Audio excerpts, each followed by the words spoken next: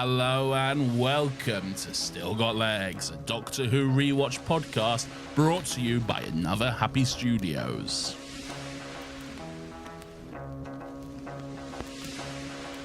Come.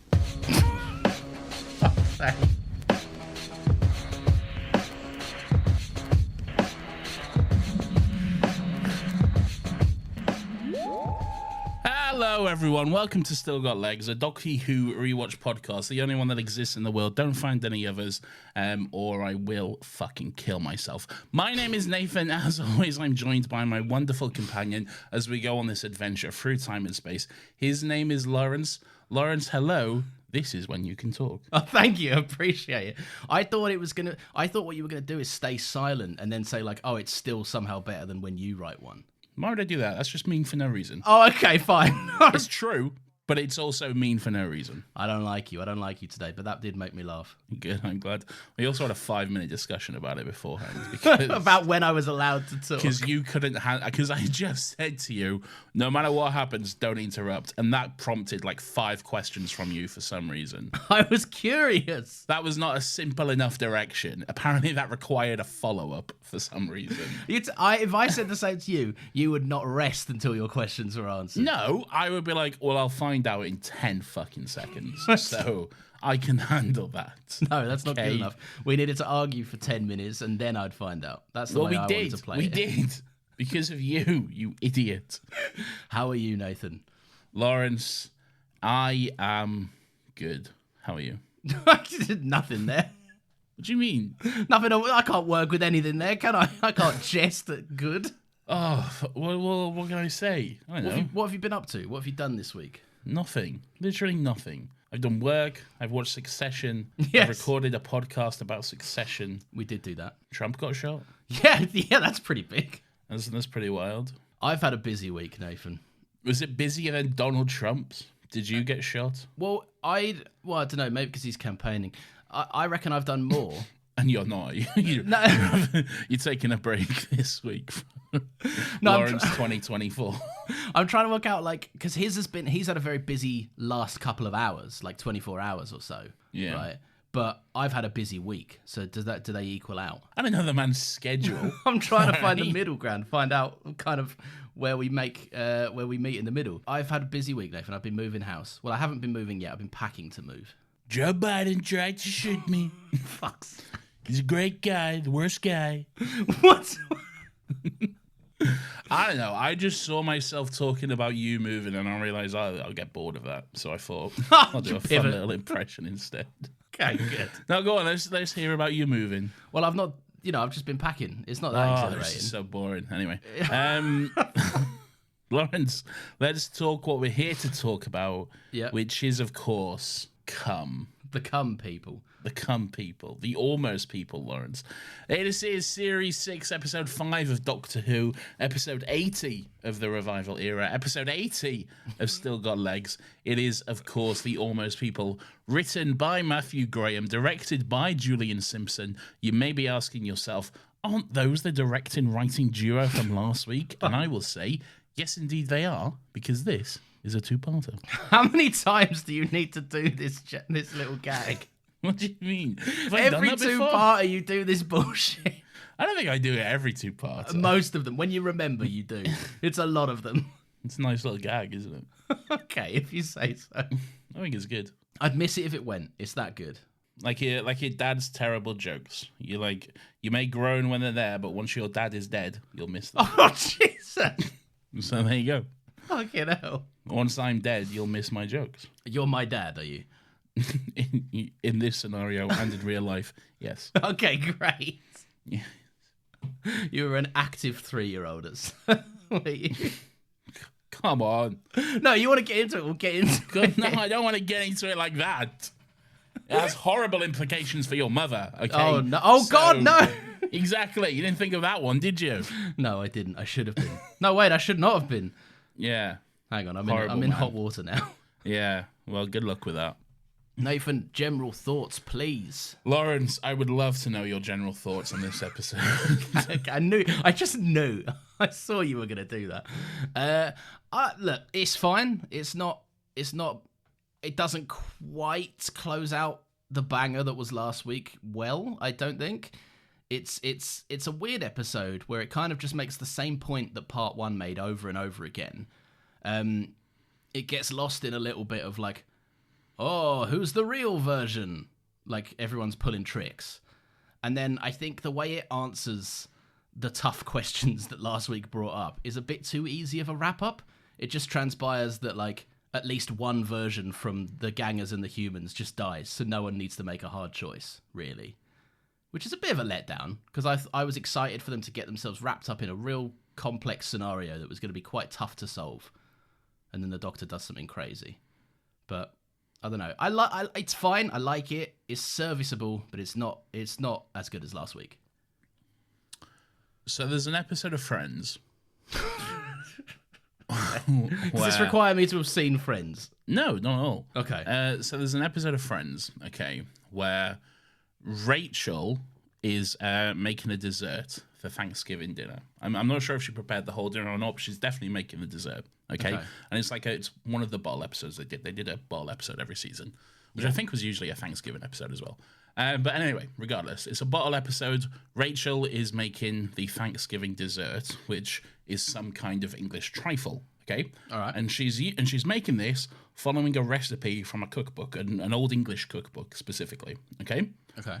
Now, as the story plays out, the kind of joke is that there's a page missing from the cookbook. Okay. Right. So she's following half the recipe of a trifle and half the recipe of a cottage pie. Oh, I see. Okay, yeah. So there's jelly, there's ice cream, there's cream, but then there's ground beef, onions, carrots, and stuff in the dessert. Okay, yeah. And no one wants to be mean to Rachel and say this is bad or anything. So begrudgingly, they all eat the dessert, and I'm like, yeah, it's good, but they're like, oh, this is fucking horrible. Yeah. Okay, but Joey is just eating away, and he's like, I like it.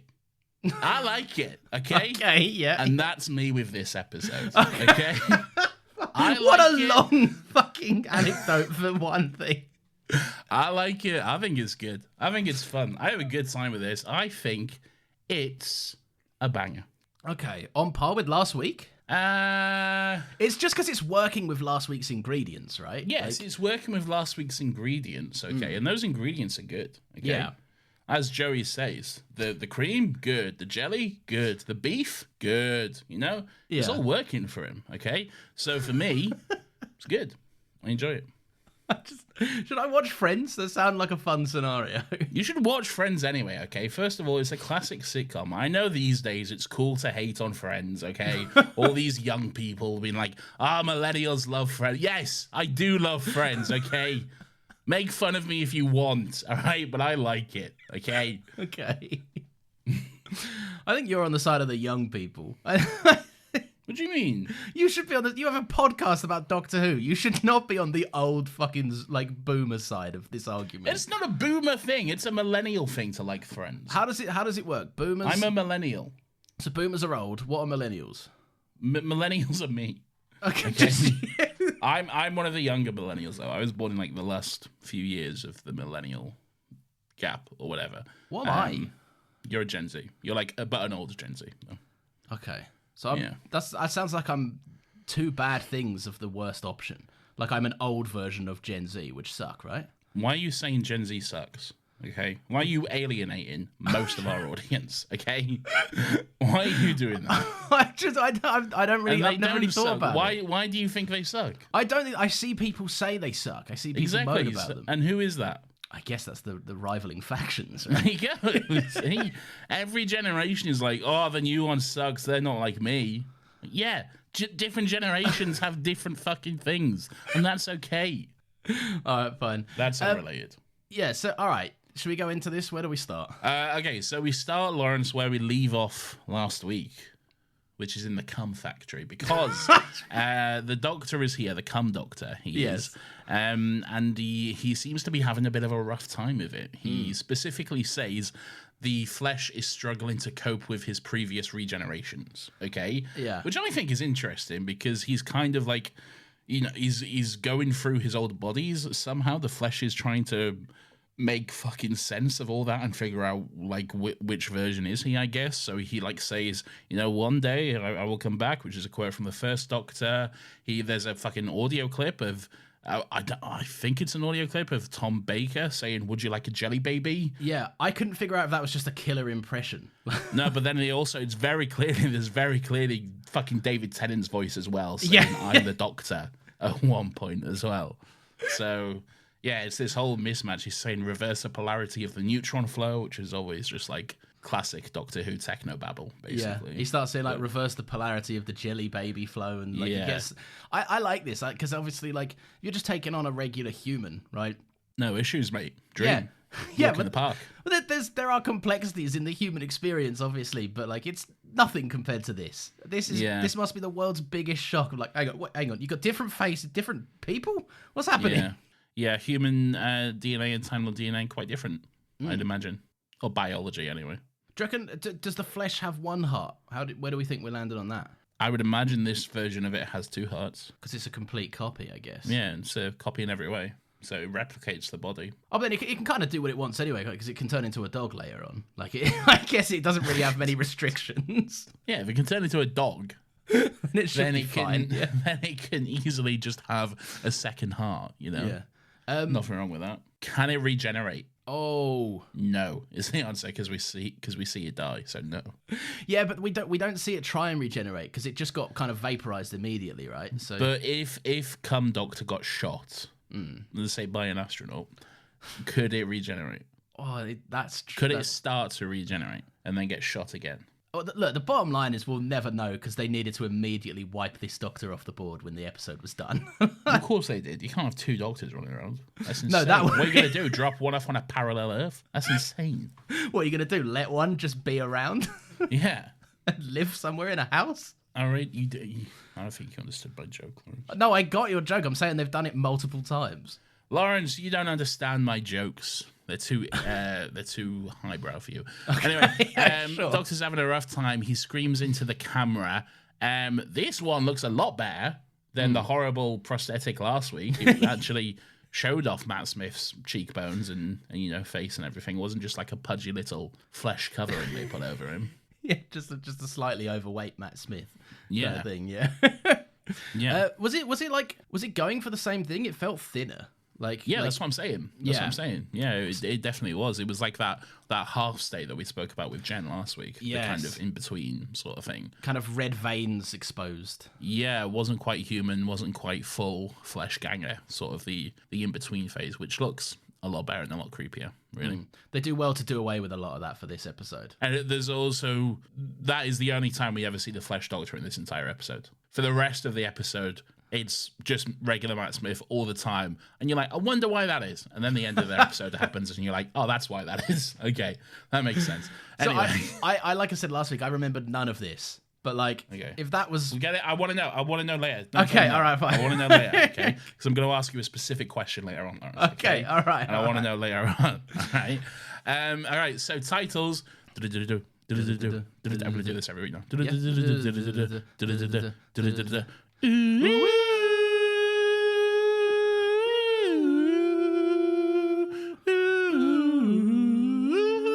Should I do them in delay? Yeah, go for it.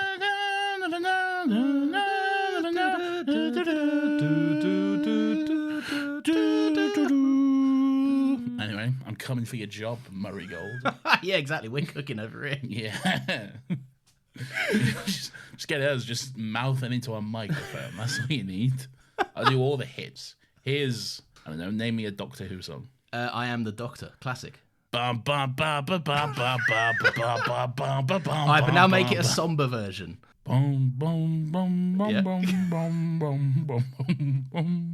Do Murray Gold presses the jaunty funny button.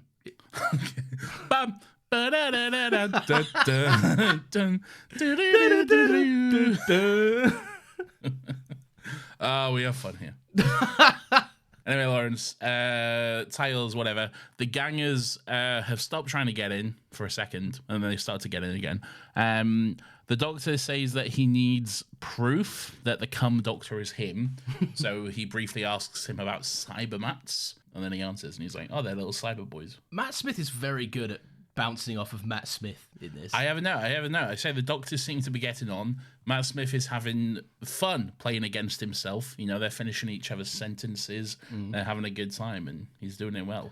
Doesn't necessarily look all that great because you're like, you can tell, there's a line in the middle of that scene. Well, of course there is, but I think Matt Smith does well here because, like, you can't ignore that, right? As an audience, we can see they're not interacting with each other physically in any way. Yeah. But at the same time, you forget it because it's been edited. I'd imagine with the help of a good editor and Matt Smith, they pulled this off very nicely. Yeah. It's better when it goes into like close-up shots of them, and cutting back and forth between them rather than just. But you've got to get the close-up.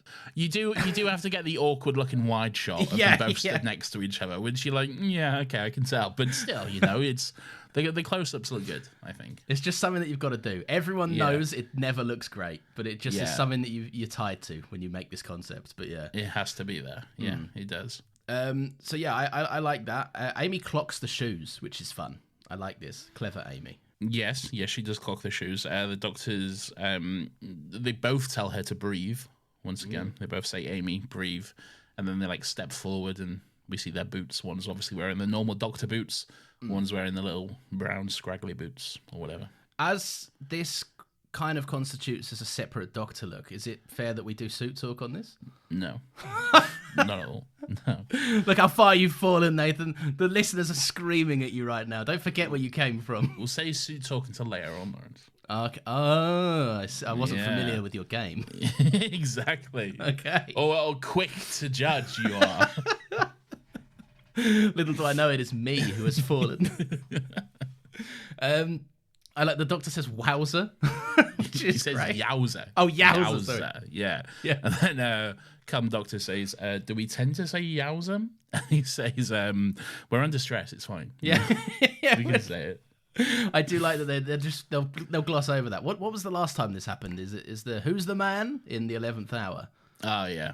It was I'm not doing that again. Ever. And before that, Correctamundo.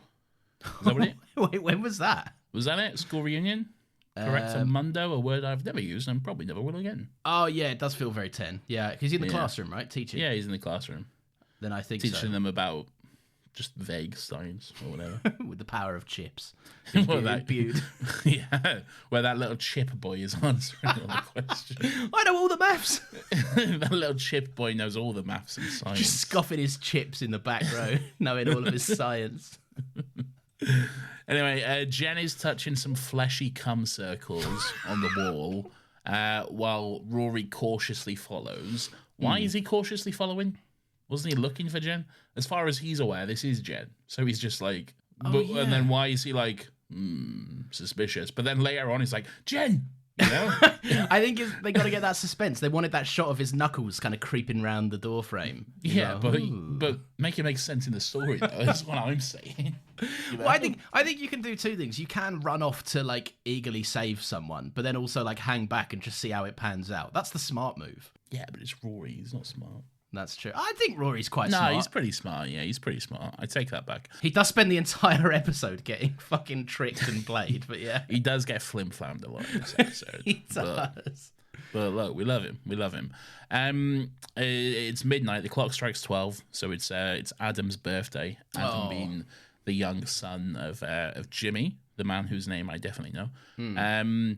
We kind of cut back and forth between Ganger Jimmy and regular Jimmy, talking about, wishing him a happy birthday and what they're like, the usual rituals and his and how they wish they could see him and stuff, which is quite a cute scene, quite a cute little moment. It's a lovely scene. I didn't know if this was intentional, but like it seems like the cum Adam gives more details. He seems more kind of vulnerable with it, which I don't know. There's something to say about come Jimmy. Come Jimmy. I made this mistake in my notes as well. I realized about halfway through I was referring to as him as Adam, but Adam is his son. Okay, all right. Oh yes, of course. Yes, yeah. I think I've either got him down in all my notes as Adam or Scottish one. It's fine. Whatever is it, we can call him Adam or Jimmy interchangeably. Okay, that is fine. Okay, they know us.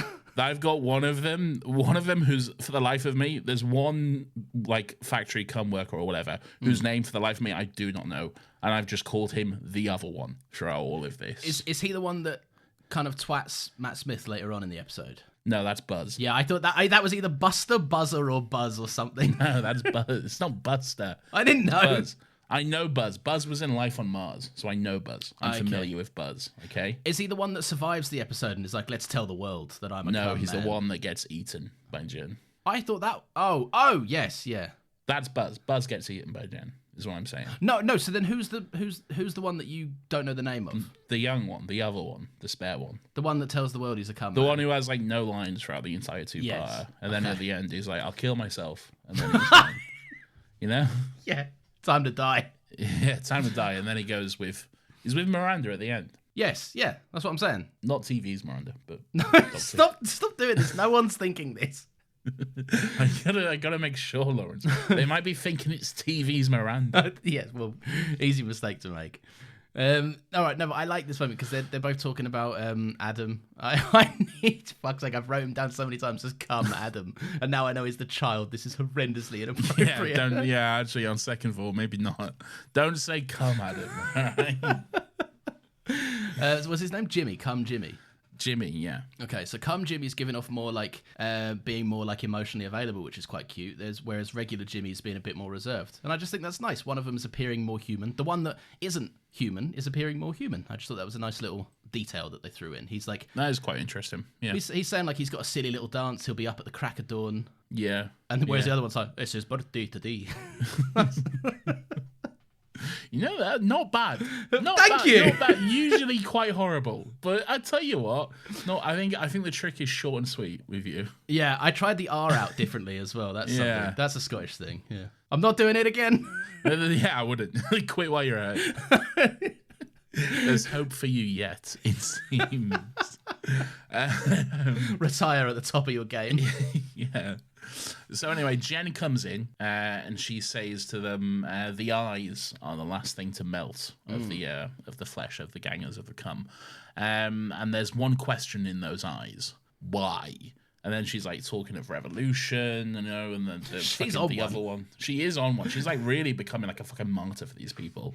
The other one is like, there's over 1 million gangers in India. And she's like, yes, let's go, revolution, let's lead them all. Viva la cum. Viva la cum. Viva la cum, she says. But Miranda's not really into it. She's like, I just want to go home, mate. I don't want a revolution, Yeah, just sort of fucking why? I just don't. I Yeah. just we have similar goals in that we both don't want to get fucking atomized by acid. But after that, like Yeah. you can check all this shit at the door. Quite apathetic to the cause. A fence sitter, if you will. God, I can't believe TV's Miranda. What's she done?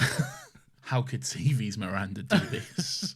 I do like that Jen kind of ends this scene by being like, I've got a plan that will destroy all of them. And I'm like, Yeah. tell us, writers. What's that?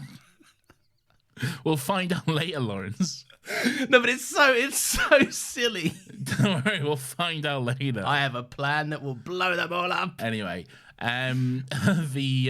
we come back to the other team, the human / cum doctor team, and both the doctors are like, they're doing a bit of back and forth and doing some stuff with a console. You know what they're always doing? They're always doing some science work, and then they're just like popping up and down between the console and stuff. It's good fun. They're finishing each other's sentences. Amy's getting quite pissed off with that. She's telling them to stop and stuff.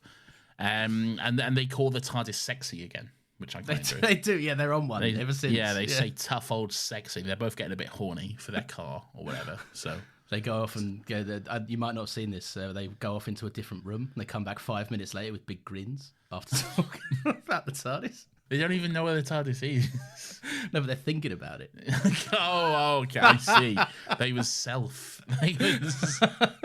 Okay, well, there we go.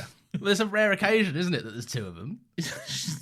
Oh wait, no, they went together. Oh, you're talking about self-cessed. Yeah. I thought at first he was just implying they just had one off the wrist on their own. Both of them together. No, I thought they went into separate rooms. This is what I was imagining. Oh, a side point, by the way, join the Discord, because we did have a self-cess debate on the Discord after last week's episode. Yeah, you might have missed this. It was busy. Oh, I missed this massively. The Discord was a fire with the conversation of the amount of times we said come. Oh yeah, and I think it might have been Piers that broached the poll. Would you fuck your own ganger? Oh, okay. I can't quite remember the results of the poll, but think I would. There was a general consensus that like it's a one in a lifetime opportunity to try something out there, isn't there? Why not? Why not? I can think of many ethical reasons as to why not. What are they? Oh, but then I get This reminds me of Loki. Do you remember Loki? Oh yeah, the TV show Loki. Because Loki came out, and there's like, and spoiler alert, kind of self-cest kind of happens in Loki, but not really. But like, because it's heteronormative, so it's fine. But then self-cest happens in Loki, and people are like, this is disgusting. I can't believe Marvel are promoting this. What an ethical... As if this is a real thing that could ever fucking happen. You know? As if you could find yourself from another universe and fuck yourself, you know? But look, if there's anything that seems like it might be a bit of a moral grey area, people are like, I can't believe they're promoting their agendas again. Yeah. Yeah. And also, shut up. Yeah. All right? Fuck off with your fucking... moral fucking panic, all right? I watch House of the Dragon every week, and I'm like, God, I hope those fucking nephews fuck each other or whatever, you know? Yeah. Like, leave it at the door, all right? At least you get that far. I watch House of the Dragon and try and work out how many kids or wives Matt Smith has had at any given point. I'm like, hang on, they're his kids? From who? I don't remember. He's been married several times. Yeah. All I think dead. he had like, within like the first 4 episodes of season 1, he'd had 3 wives. I was like, this is a lot. All dead. I've only had 1 wife. Dead. He should be more like, no, hang on. I've got to go check something downstairs. 1 second. Anyway, shut up is what I'm saying. If anything's ever going to get me cancelled, it'd be that little outburst I had just there. But like you say, for what? It's a fake thing that can't happen. What do you think I'd get cancelled for? Do you think I'd ever get cancelled? I think you're a progressive fellow, right? So I don't think there's anything that would be like mean-spirited. But if you were gonna get cancelled, it would be for just a random outburst that made you really laugh. Every now and again, you come out with something bizarre, and it really tickles you and cracks you up. Yeah. And I feel like maybe a careless edit might slip through one day of just you saying something. Was it his? No, it was another happy pod when we was doing Indiana Jones. Indiana Jones. Yes, thank you. When I said I miss the Nazis. Yes. And it took everything I had not to clip it. It's in context. Don't worry, okay? It makes sense in the context of Indiana Jones. I think it's easy to get swept up in Indiana Jones because I think the very next week I was like, God, I've missed the Nazis or something. Yeah. Anyway, there it is again. 2 opportunities for clipping. Yeah. Sure, have fun, you know? Cancel us if you want, it's fine. Yeah, we'll still be here. We'll take our right-wing deals. I wouldn't, but sure. I'm just going to get ahead of this now. Okay, yeah, probably best, yeah. I'm just going to separate myself from this now. All you're doing, Nathan, is shutting potential doors of opportunity. Okay. Yeah, I'll stop. I like Catch this scene Lawrence on Truth Social. No! I do like the scene. I like that Amy is like kind of gets called out for being a bit more affectionate with one of the doctors. Well, here we go. I think this is an interesting to get into because the doctor is saying that they are both the doctor, and Amy wants a way to distinguish them, and then we get the thing with the boots. They're like, oh, my shoes are melted, so I'm wearing these ones. He's got these regular shoes, so there we go. Satisfy your pond. The cum doctor says that, satisfy your pond. And then Amy quite harshly says, don't call me pond, to the cum doctor. And then that leads into like an interesting discussion kind of about Amy's natural prejudice towards the flesh doctor. Yeah. Really. She sees him as a lesser version, a copy, not quite the original. And it makes her like somewhat uncomfortable around him, really. And I think it's interesting because the doctor is 100% right in the sense that like, the flesh avatars, they didn't ask to be created. They had no consent or choice in the matter, and the humans willingly poured their thoughts, their feelings, their emotions, everything that makes them human, their personalities, into these pools of cum or whatever. And then this is what came out of them. And then you turn around and say, no, you're actually not deserving of that life. You're actually not deserving of all that stuff we willingly gave you. But then I could also see it from Amy's point of view as well, in the sense that like what I was thinking about, a way to like describe this was like, imagine your wife, okay, and then one day there's another your wife, okay? Yeah. Exact fucking copy, okay? Exact copy to the fucking minute detail. Whatever that is, keep that to yourself, okay? Okay, right. Okay, but like, this is like a perfect copy of your wife. And, you know, touch wood, let's say something horrible happens to your actual wife and she's not around anymore, okay? Okay.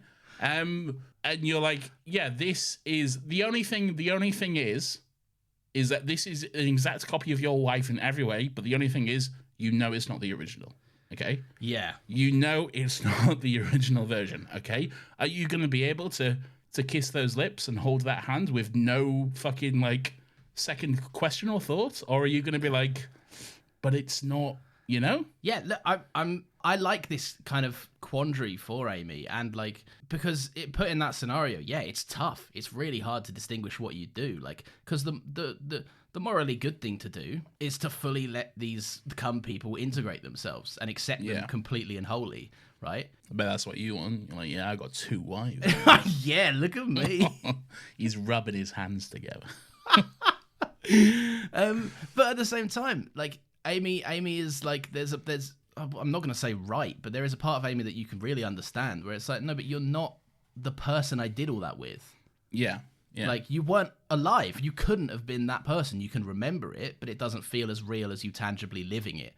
And like, there is that kind of quandary to it. And I like that the episode does explore this. It's the most interesting thing I think this episode does, because what's very interesting about this is the fact, and this isn't the fault of this episode at all, but there's a later episode of Doctor Who where something similar comes up. Yes. Pun not intended. Pun not intended at all.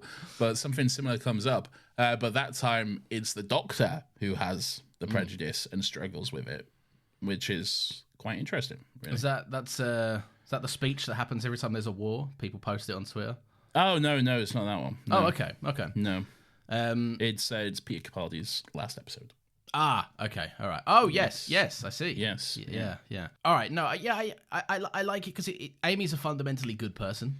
Like, she is a good person. She's she's rough around the edges and can be impatient at certain things, but she is a morally good person. So I like that the episode goes, she's not fucking absolutely chomping at the bit for all these gangers to die, but there is still that internal prejudice part of her that just can't separate the two things. Yeah, which is really interesting. I think that's why it's, of course, important that we see it from the Doctor. We see it because if we're gonna make Amy fucking have this dilemma with anyone, it would be one or two people. It would be Rory or the Doctor. Yeah. Rory's obviously fucking doing side quests. He's preoccupied with 8 different gens this week, and we know the pedestal that Amy puts the Doctor on, really, which is why it's good to have that sort of second perspective on it, that different view coming in. Yeah, really. No, for certainly. This is also the point. For sure. What an odd choice of words. For certainly. I feel like that could work if I kept using it enough and made it normal. Made it more normal than it sounded just then. Give it 100 years to integrate properly. When you said you had a question, was it the wife question, or did you want to ask me if I knew that the Doctor had swapped shoes? Lawrence, sizzle. Okay. Well, this is where I wrote it down. I wanted to flag it as early as this. I clocked it. Okay. That ruins my question. When were you going to ask it? Like towards the end when it comes up. Oh, okay. All right. The Flesh Doctor gets a little upset by Amy saying he's almost the Doctor. He gets quite upset by that, saying she might as well call him John Smith. And then I said, some great acting going on here, but I'm not talking about Matt Smith. Bit of sizzle. That is a bit of sizzle. Or it would be if you didn't just fucking blow it. But no, it's good. I do like that. Again, Amy's prejudice, just full on show. Yeah. Right, this is where they're scanning the site for Rory. Miranda calling the mainland.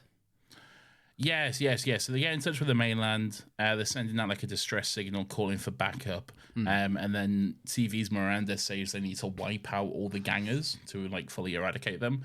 And she also types in a code word in case they're listening. Which, spoiler alert, they are. They are, yeah. I like that though. It's that in that moment of like, come Miranda hears the code word, and she's like, they're all sat there like, haha, we're going to get the code word. And then he goes, I'll type it in case they're listening. And she's like, God, fuck, I'm good. God damn it. If only one of them was me. If only I could think what that would be. I mean, we got to talk about that later, because I think there's some weird logical leaps that happen.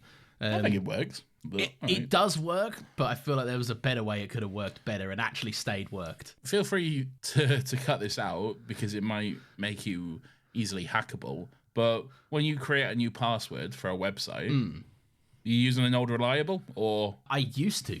Yeah, same. Now I have a password manager that randomizes a bunch of shit. Yeah. Yeah. Okay. Which is the smart thing and the correct thing to do. Yes. But there you go. See. Look. I think later on, Miranda. What you're saying is Miranda needs a password manager. Yeah, I think she does, okay. Or at least think of 2 words you've tried to never think about before. Make it a bit harder somehow. But then that's not how the human brain works, though. I know, I guess. Yeah. So this is where the doctor makes a delayed phone call or something. We'll find out what that's about in a bit. But yeah. He makes a little delayed phone call. And then he starts... I've got down he eyeballs the doctor and Amy bouncing off one another. This is the same scene? You jumped ahead a little bit. Okay. I find the phrase, and this is what one of the guys on the mainland uses to when they're talking on the phone. He says something to the effect of, "Yeah, we'll decommission the flesh and then we'll get you." And I just found the choice of words of decommissioning the flesh very interesting, very dehumanizing. Because it's you're killing them, you're destroying them, you're fucking murdering them. But just the words decommissioning sounds like you're just fucking shutting down an old computer for the last time. You know? Is it an oxymoron? Is that the word when it's like 2 things that shouldn't work in the same sentence or something? I'm gonna have to Google what the word oxymoron means. You're an oxymoron. Very good. It'll just show a picture of you. Oh no, they have. There you go. It's just your own webcam feed looking back at you. How have they got this? No, a figure of speech which is in apparently contradictory terms appear in conjunction. So that's exactly what I was going to say when you asked me. Okay, well, I'm glad it took you a while just to think about it. No, it didn't. I was going to say, but then you interrupted. Oh, my apologies. Yeah. No, but it is that. Like, you can't decommission flesh. You would have to kill flesh. Like, it's alive. It's an organism kind of thing. Yeah. So yeah, I do like that. It is an interesting choice of words. They might know what they're doing. These writers, these professional writers. That's what I'm writers. saying. Good. I like this beef. This beef. Yeah. I like these carrots. I like this jelly. I was like, who's fighting? And then I remembered your painfully long friends. It's the trifle metaphor, Lawrence, from earlier. Yes. Anyway, we see Jen very quickly try to use the machine, which I think I can't remember what it does, but it's some machine. She tries to use the machine, and it scans her, and it's like, "You're not human. Fuck off. You're not using this." Yeah. Actually, so the machine is prejudice. The machine. And that, Lawrence, that note is important for later. Okay. Yes. So we'll hold on to that. Okay. All right. Right. Now you can go to what you were saying. All right. So this is where the doctor kind of notices. The cum doctor. So we're going to get confused here. The cum doctor is kind of clocking that Amy and the doctor are kind of having a bit of a back and forth. They seem to be more... Amy's giving one way more attention. They have a natural banter, a natural chemistry, yes, and they're having fun. He's looking on a little bit sour, a little bit hurt. He doesn't look too impressed, basically. And I think it's interesting this little scene is interesting as well, because you have been saying for a few weeks now that Amy is in danger of becoming the zombie bite and not telling anyone person. Yes. Would you like a slice of this humble pie, Lawrence? Here's one fresh out the oven for you. Thank you. Which I baked. I will eat it humbly. But also, I will serve you a side of, it took a while, didn't it? Like, we got to the threshold of where it was going to be one way or the other. But still, she spoke about it. She told me. I think you tricked me when you laid out the amount of episodes I could have. I genuinely forgot about this. Okay. I genuinely forgot about this moment. Even last week, I said, I'm pretty sure we won't see her again next week. Oh, that's true. Yeah, all right, fine. Yeah. So I was quite surprised to see her show up again. Which, now that I think about it, given how the episode ends, was a stupid thing for me to say. Yeah, true. We'll see her 2 more times, actually. Exactly. But there we go. Yes, so she does, in fact, she sees the eye patch lady again, and then she tells the doctor, she's like, oh, I've been seeing this thing. And the doctor's like, no, it's fine. Yeah. Don't worry about it. Oh, that's time projections and memories and blah, blah, blah. He says it's time memory, just a mirage. Oh, no, it's One Republic. That's a joke for Lawrence and Lawrence only. See if anyone else gets it. Let's not explain it. Well, you kind of just did, but there you go. Well, I just said One Republic. They're going to have to connect the two dots. I think they can just Google One Republic Mirage and it will come up very quickly. Oh, now you've told them how to get it. Yeah, you've walked them to the finish line. It's your fault now. Great. Is it just a mirage? So anyway, the cum doctor leaves the room. He storms out, and Amy goes to console him, thinking that... I quite like this, because even though Amy does go to console him, she's still kind of got a bit of her own motivation kind of up there. She's like, she wants to talk about the astronaut situation. I don't know, I just think it's nice that the only scrap of kind of offering that Amy can give him in terms of a kindness is still something that furthers her ends. Do you know what I mean? I don't know if she's trying to further her ends necessarily. Well, she gets there pretty quick. More so just speak up. Yeah, because I think it's something that's always on her mind, really. Okay. And I think, maybe, in the sense that this is something she's wanted to talk to the doctor about since it happened. But she hasn't been able to. And now she's like, oh, but this one. Loophole. I can tell this a loophole. Yeah. Rory can't be mad at me. River's not here. Fuck her. You know? Yeah. She'll find you. Yeah. With a gun. With a gun. I can tell this one. So, and she doesn't say, well, no, she kind of does, really. Yeah. She asks him if he can die. And then she's like, because she saw the doctor die. And she talks about how he invited him, how the doctor invited them to his death. And he's seemingly not listening. He's, again, the award for best actor goes to the doctor. Yeah. But he just has this moment where he just goes, why? And then he kind of jumps on Amy and pushes her back. And he's he's hearing the gangers saying why and all this kind of stuff, which is, and Amy obviously freaks out and is like, stay away. Get off me, yeah. Come, man, yeah, get off me, you slimy boy. Yeah. Well, I thought that was an interesting point, though, because, like you say, even if she's not necessarily furthering her ends, it's still a case of this doctor's real enough to talk to about this, but fake enough so that she doesn't have to tell the real doctor in her eyes. Do you think in her head this is somewhat of a solution, maybe? Potentially. She's connecting the dots and saying, well, I saw the doctor die. I saw someone who looked exactly like the doctor die, What if it is this one? What if we sacrifice this one to the astronaut and then I can fly off with my doctor, I think there's an element kind of that. a horrible thought. But... Yeah, I don't think Amy would ever be as kind of gross as to do it, but like I said... Maybe just silently hoping that this is the case, but never admitting that, Yeah, because she's a fun, like I said earlier, she's a fundamentally good person, but she's prone to moments of doubt and weakness, like everyone is. She's human. Yeah. Or is she? Oh. Bit of sizzle. The cum of the piece. The cum of the, which is the whole piece is cum, Morris. It's all cum. It's cum city up in here. It's true, yeah. So yeah, right. So Amy kind of storms back in. It's like, get that fuck away from me. Get that cum boy, yucky flesh bitch away from me. And I do like that the doctor and the other doctor are they have this kind of did you just get that? Yeah, I got it too. They both have very little time for what Amy's kind of going on about. And they're immediately just like, right, let's get back down to business. What's happening here? Well, yes, but then this is where the others start to get very cautious of the Flesh Doctor as well. TV's Miranda and Buzz and everyone else, they're TV's Miranda even says to the Doctor, well, they start to question him and maybe you should stay over there. And then the Doctor's like, no, he's fine. He's with me. He's absolutely fine. And then they say, we have no issue with you, but when it comes to your ganger. Yeah. And I was just like, oh, it just feels very, very gross or horrible. Oh, no, you're fine. Yeah. But that, that icky thing, it just felt very grim. Really. I do like the tonal shift. I do like as soon as he comes back in and he's seen to be a bit more threatening. everyone in the room kind of the seeds have been sown of distrust. You know what I mean? It very much feels like they were waiting for him to be wrong and to miss a step. 100%. Yeah. They were waiting for this moment massively. Yeah. Anyway, Rory runs into two Jennifers. He's seeing double. But which is the cum Jen? They're both the cum Jen. Not yet. Spoilers. This reminds me of my favorite Simpsons joke, which is when there's two Krusties. There's two Krusty the Clowns. And like one guy goes, "Whoa, I'm seeing double. 4 Krusties." That's so stupid. I know, but it's so good.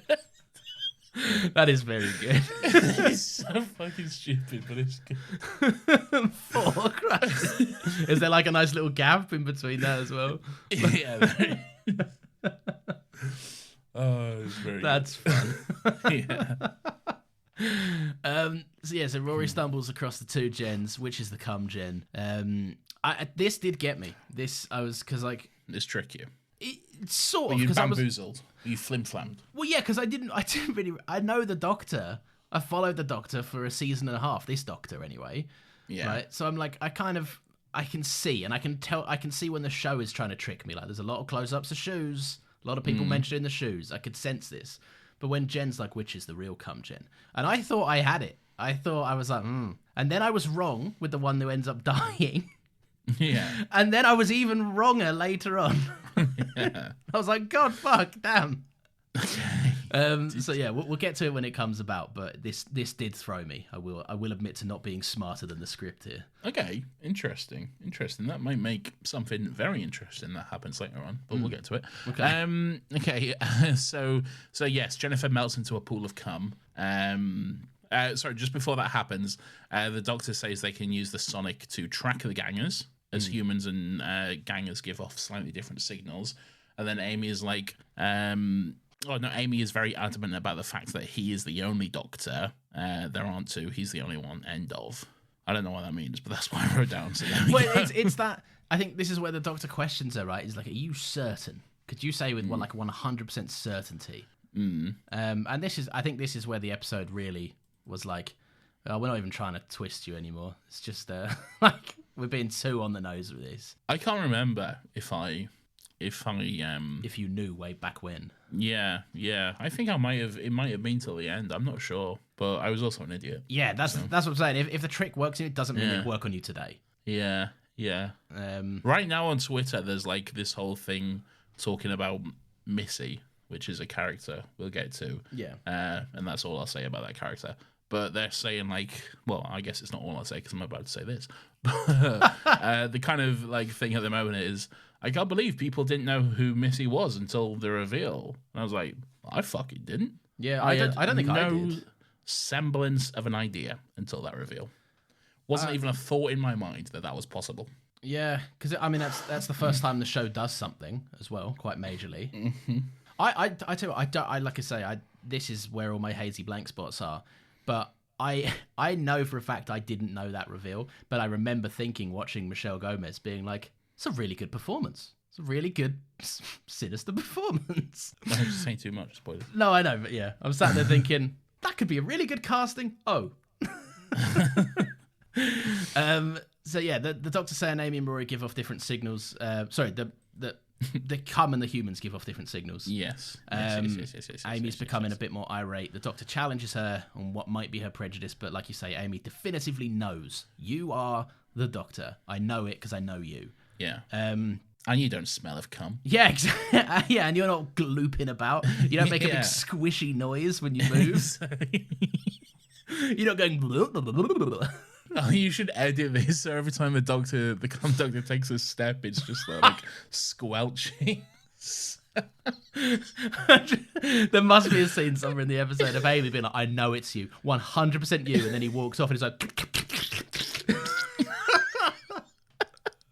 Jesus fucking Christ. That'd be great. That'd be so fun. That is horrendous. Anyway, the two Jens start scrapping each other. Right, human Jen and cum Jen are having a fight. Yes. So Jen kills the other Jen In the most Looney Tunes way possible, I might add. It's quite much like, oh no, I'm falling over.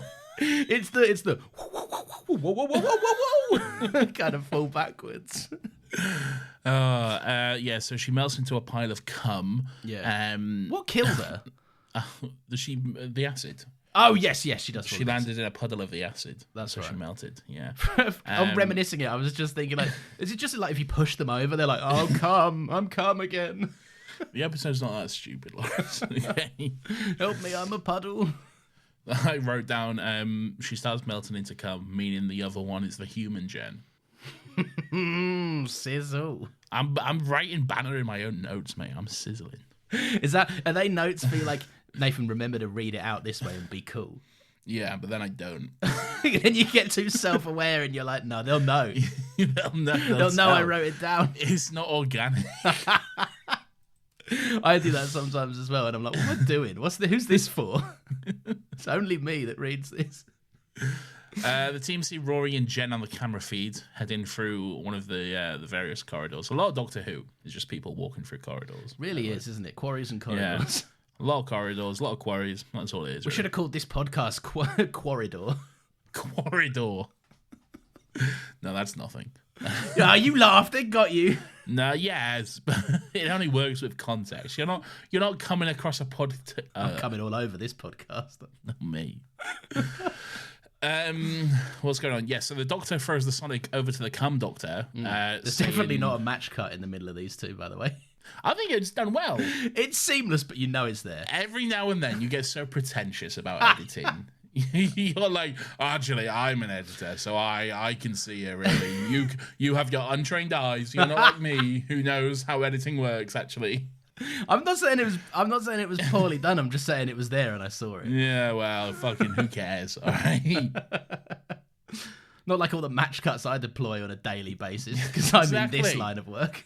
All you fucking do is just have James and Mason. You just have PNGs of James and Mason just spinning about everywhere. Hey, it's good spinning. It ain't much, but it's honest work. I earn my crust. I'll have you know. Okay, great.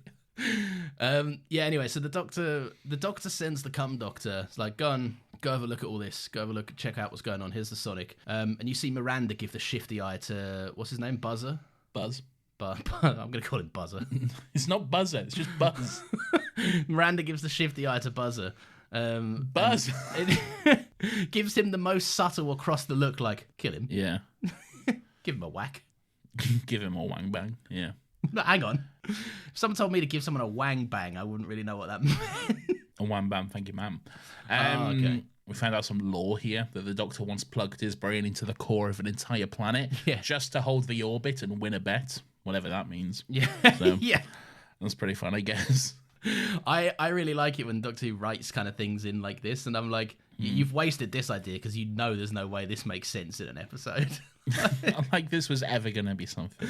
No, maybe it is. For all I know, it could be referencing something, but I doubt it is. Oh, what? It could be something from Classic. Yeah, maybe. We'll eat humble pie when we finally do that, Yeah. that show, yeah? Maybe we'll see Tom Baker plug himself into a planet. Who knows? Then he wins a bet and it's like, thank you. I've won a bet. I am the Bendu. You know, I rather think you might. Kane and Jealous. Jedi Knight. Jedi Knight. Would you like a jelly baby? I've fallen off a tower. Who's I'm the man? Mache man. Who's that weird man? Sarah Jane. Sarah Jane. Ow! I fell off the tower.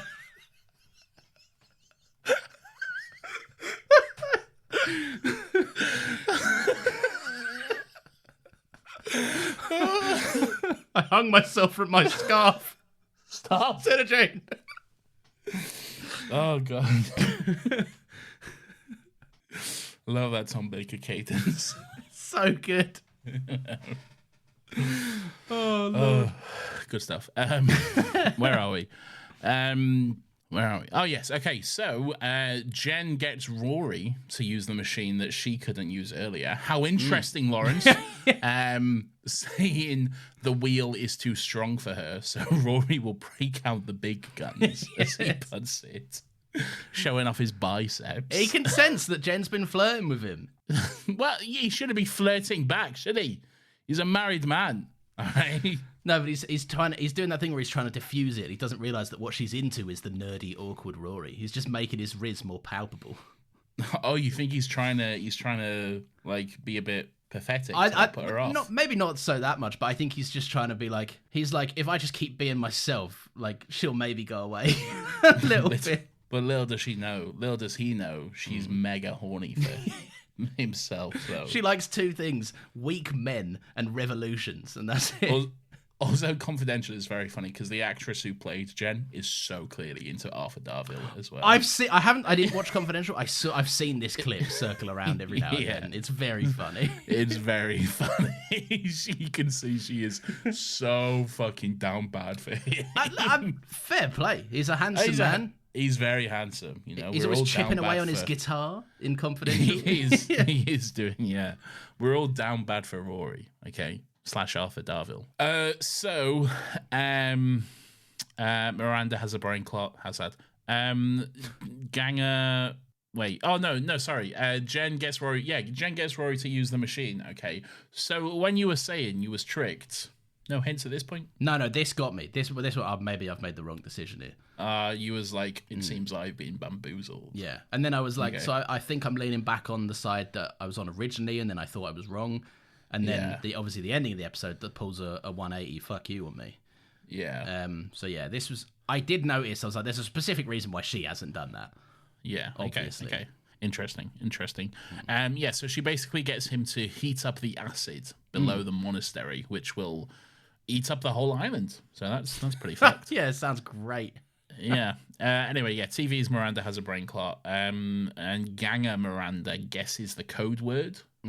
Well, everything goes haywire. Yeah. She says it's bad boy. I think this makes sense. I don't think it doesn't make sense. I just think it's like you'd think of two abstract words, wouldn't you? Like, we had this conversation earlier. Yeah, we did. Yeah. We can breeze over this. Yeah. Anyway, all right. This is what massively gives it away. But Rory and Jen find a pile of discarded flesh. Okay, horrific. Horrific in itself. Yeah. One of Jen's old gangers opens their eyes. There's a bit of a jump scare moment where it opens its eyes. And Rory's like, "Oh, we have to make people see what's going on here." Okay. And well, that's all I'll say on the matter for now. The Doctor and Buzz find Jennifer out in the cold. Yes. Though. This is where the real reveal happens, though, because this is where it's made explicit that she's been laying out here for hours and has now sadly died. So, and this is indeed the human Jen. This is when I really went, oh fuck! I was bamboozled. I've been big tricked. So if the real Jen is dead, then who's Rory with? A different cum Jen. A cum Jen. She made another. How did she make another cum version of herself? Yeah, that's it's kind of left up in the air. I think the more important thing for the episode is that she was like, she's that monstrous that she's against her own cause, even to the fact of proving the point. She is. Yeah. It's like sacrificing one of her own kind of thing. Yeah, which does happen. It's a bit like the villain in a Marvel movie, where like you're watching or a TV show, you're watching a Marvel movie or a TV show, and you're like, damn, these villains, they're making some good points, And then they're like, and now we're gonna kill everyone. Yeah. Like, oh, okay. Yeah. Well, there it is. This is why the hero's the right one. Yeah. Yeah. Do you think when Jen opens her eyes? Centrism. I love Marvel centrism. There's a lot of that about, yeah. There is. Do you think when Jen opens her eyes, I'm going to show you a picture, and if you agree, we can describe what the picture is. Okay. Do you think there's Jen in the puddle bears a resemblance to this art piece? Okay. So you're showing me a picture of Gautier from the Somebody I Used to Know music video, where they're stood against the painted wall with the paint all over their body. No. Do you not think? That image was not evoked, I would say, for myself. No. I think there were two tapestries akin of one another. It's the open mouth and the wide eyes. It just looks gloopy and silly. More than anything, for me, it reminded me of Cassandra. My wife said, "That's Cassandra." Yeah. It's not Cassandra, but yeah.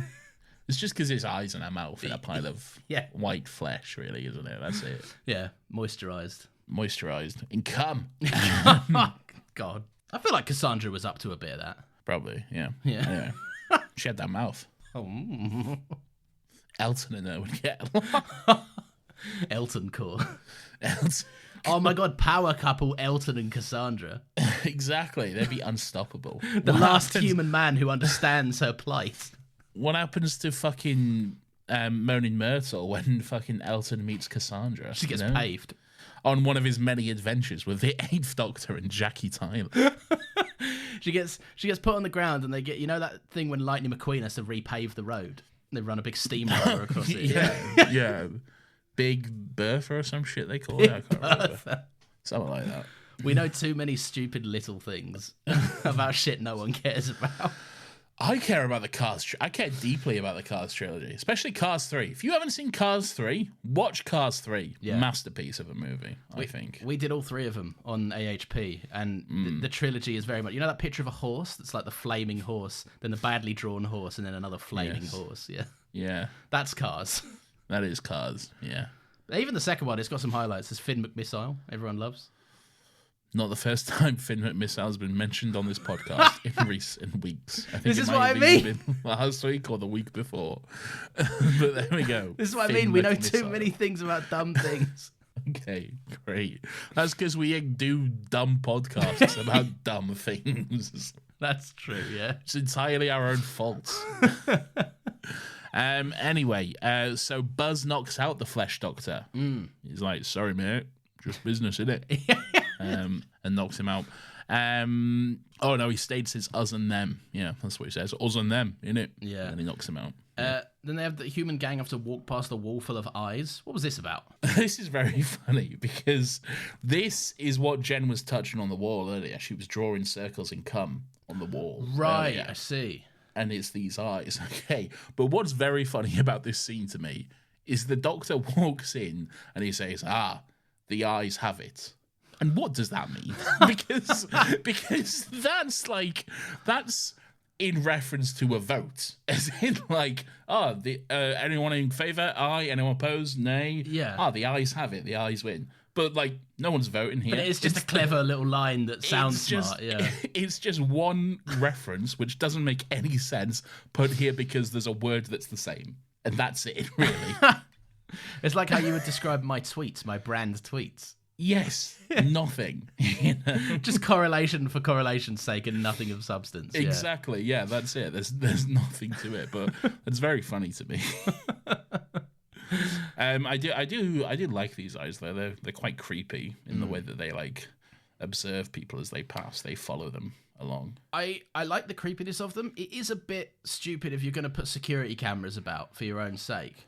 To put 5 of them on one wall looking the same way. Yeah, I'm probably one will just do. I reckon. Yeah, maybe 2 on each side or something. But the human eye has quite a good peripheral vision. Yeah, yeah. They don't even really need to move. Yeah, there's quite a lot there. But hey, it's a silly little TV show. Yeah, we'll hand wave it away. Silly enough, but not silly enough for this podcast. Not silly enough for me to accept the eyes have it, actually. Yeah, there you go.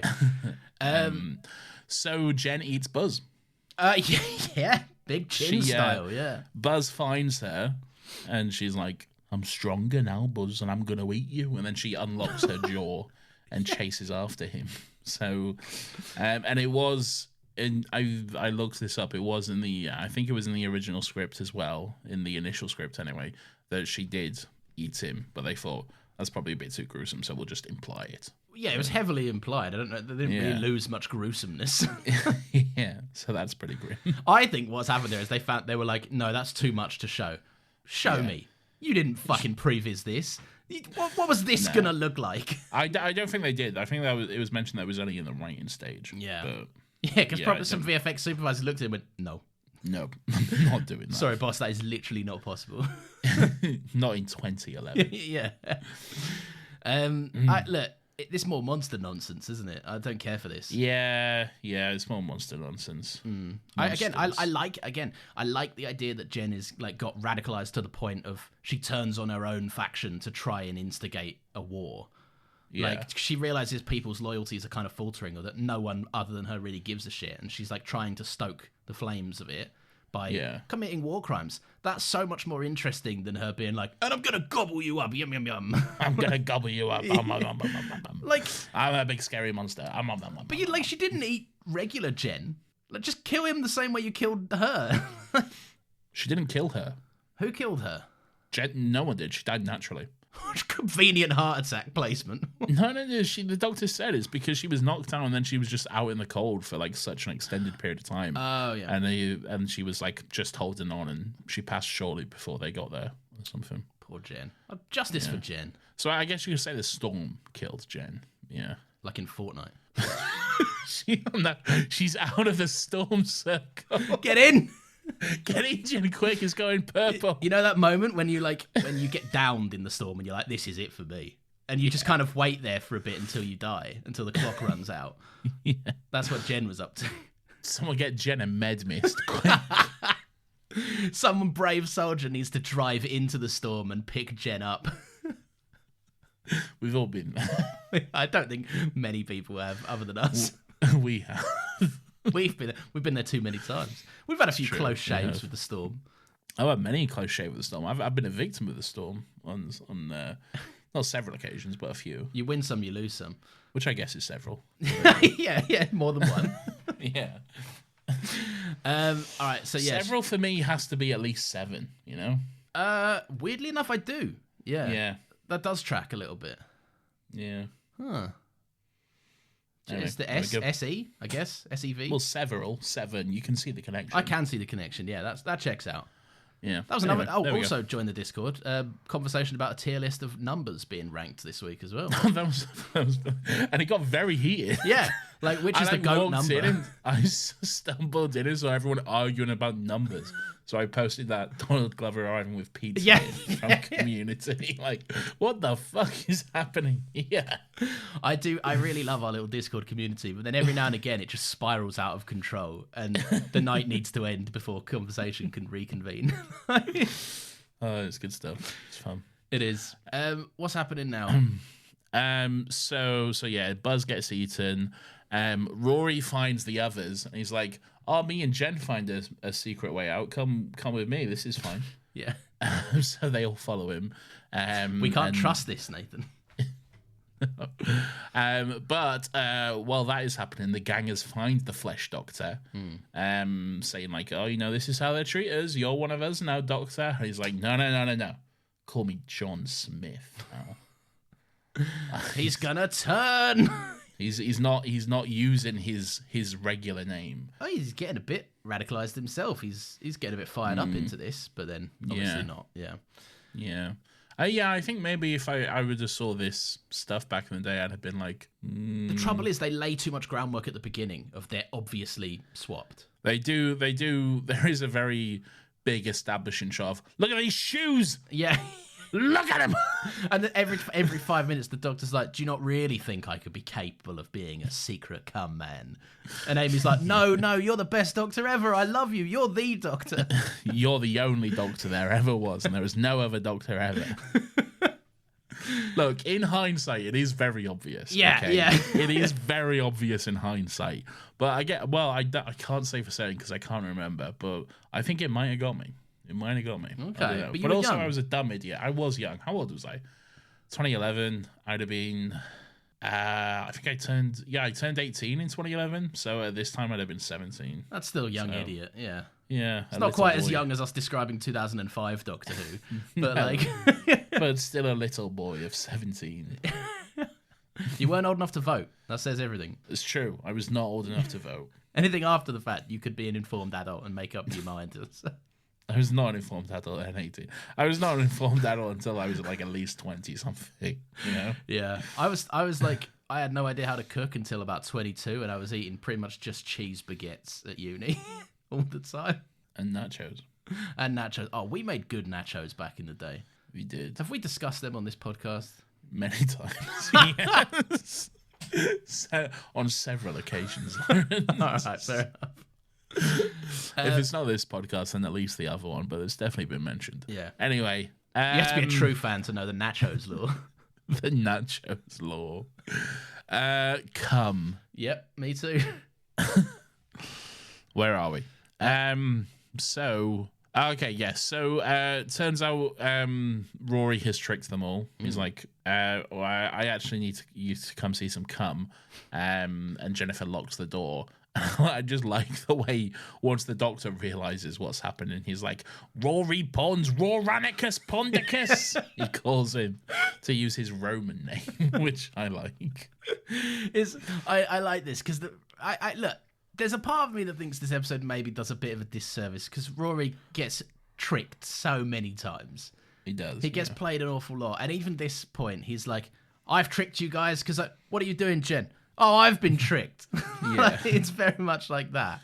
But at the same time, that's Rory, isn't it? He's very smart, but he's emotional, and he kind of makes. He cares. Yeah.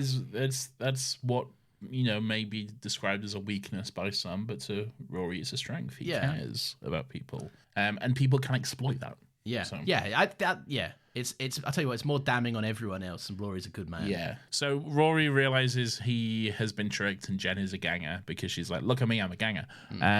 Miranda goes to come Miranda. L on your blood clot, by the way. Yeah, she does. Yeah. Big L for you and me, but mostly you. Yeah. Sorry, of all the weird cum people to come into, you chose the one that's gonna die. But yeah. Yeah.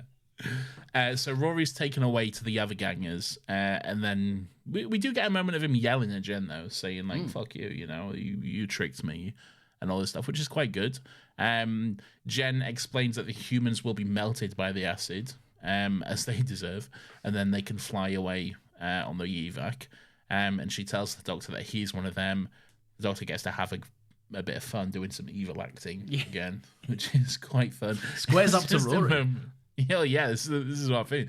There's a moment where Rory's like, I need to go help the others, and the doctor just shoves him. Yeah. And then he just goes, ring, ring. Which must be so fucking bizarre to like Rory. Like, what the fuck are you doing? What's wrong with you, man? What are you doing? But then a phone starts ringing, Lawrence. Yeah, it does. This is what he was preempted with his ring ring. It was a subtle Easter egg that I picked up on. Ending explained. When the doctor said ring ring, the phone rung. So this is the delayed phone call Yes. that the doctor made earlier. What's a delayed phone call, by the way? Like A delayed phone call. But what does that mean?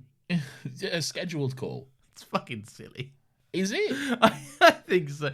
I like that they set it up earlier in the episode so it could be like a bit of an end of episode twist or like the conclusion comes knocking kind of situation. But it could have just called really. him. Is it? But what would have been but it wasn't the right time. He might not have answered, I guess. Yeah. It wasn't the right time. The point was that he. Oh, I don't know how, but he knew they'd be there at this time, or whatever. And also, that was midnight back then. Little Adam would still be asleep. Oh, yeah, they wanted him on his birthday morning. Yes. Yeah. So how many exactly. hours was this taking place over? Over the course of quite a few, yeah. Poor Jen out in the cold all those hours. Yeah, well, she died. Yeah. Very sad. Anyway, so Lil Adam is on the phone. It's Jimmy's son. And he's like, oh, I want to speak to my daddy. Where's my daddy? He's just like, hey, happy birthday, eat some chocolate, go fucking mad and stuff. Have all this fun. Yeah. He's not evil. He's actually nice, Lawrence. Yes. It turns out. Yes. He's a nice man. The kid who plays Adam got one line of like delivery or one note from the director, and it was just like, just jump about a lot, like just be a cute little jumpy boy. Look, he's not the best actor, all right, but he's like 4, so we forgive him. Yeah, all right? it's true. Yeah. Yeah.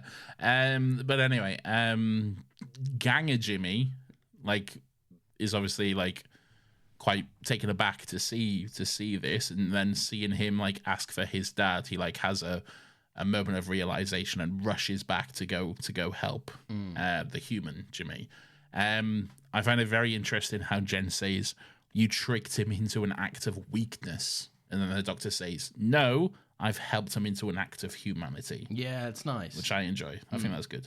It's very good. It's the like of all the tricking and duping this episode has done. It's the Which there is a lot of. there is a lot of but I like this one. It's how the conclusion comes about, and I like the implication that it's under the surface for all of them, but they're just doing stuff because of the scenario they're in. Like, we're in a room with these guys, and we need to all survive an acid thing. But like, no one actually gives a shit other than Jen about this stupid kind of bullshit made up war that they're trying to incite. And that's it is. The war itself is made up. She is right in the sense that, yes, the humans are mistreating these gangers and stuff, and there is an air of, like, we need to solve this, but she is clearly hungry for blood and, Marvel villainitis and all this kind of stuff. She is ready to blow up the whole world for it, so, yeah. Go to swing by India, pick up 10 million in an army, and off we go. Exactly. So all the other gangers kind of turn on Jen in that moment. She runs off to do her own thing, and then they go help the humans. But sadly, they arrive too late. Jimmy has been sprayed with some acid. And the doctor says it's already reached his heart. There's no hope for him at that point, basically. So sorry, he tells Jimmy, Gang we don't have a blood vial in the TARDIS for you. We'll get to that, trust me.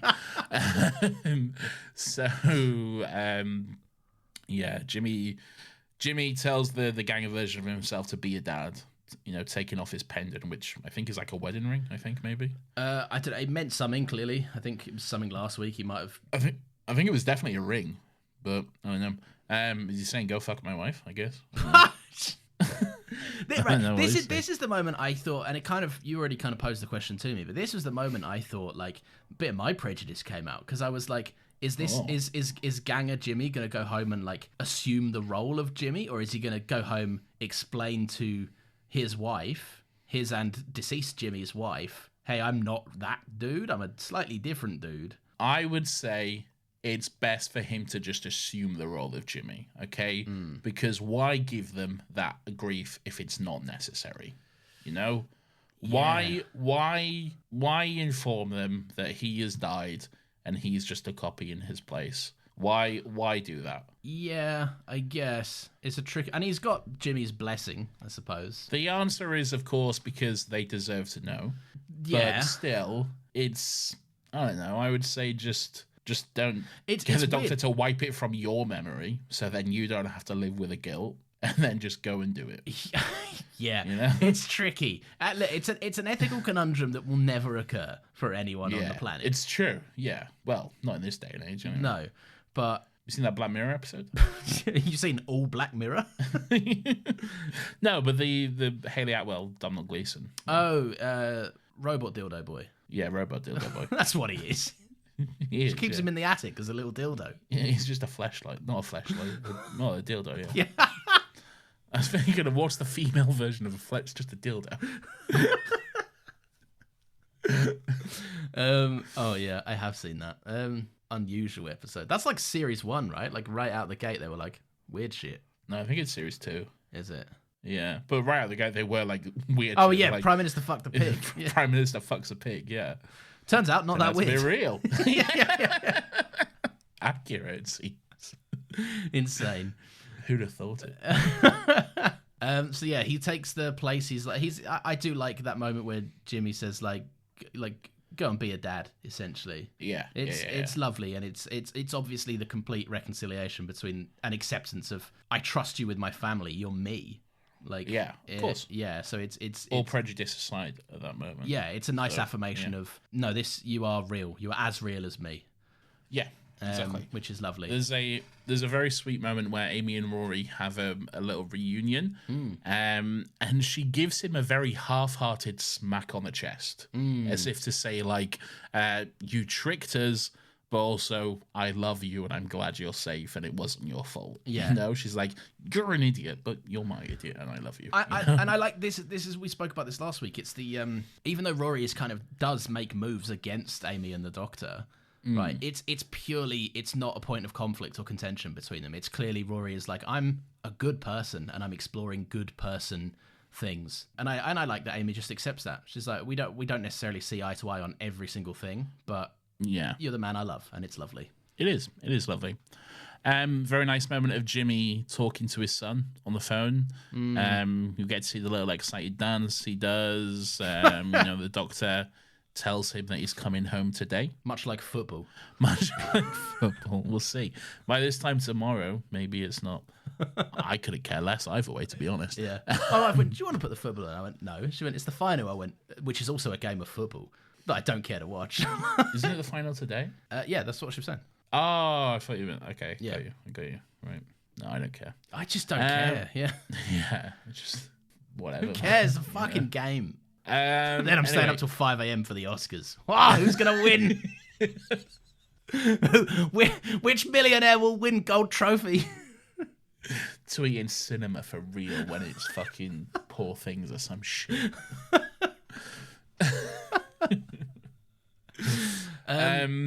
Fucking all right. So anyway, yeah. So Jen turns into a big cum dog.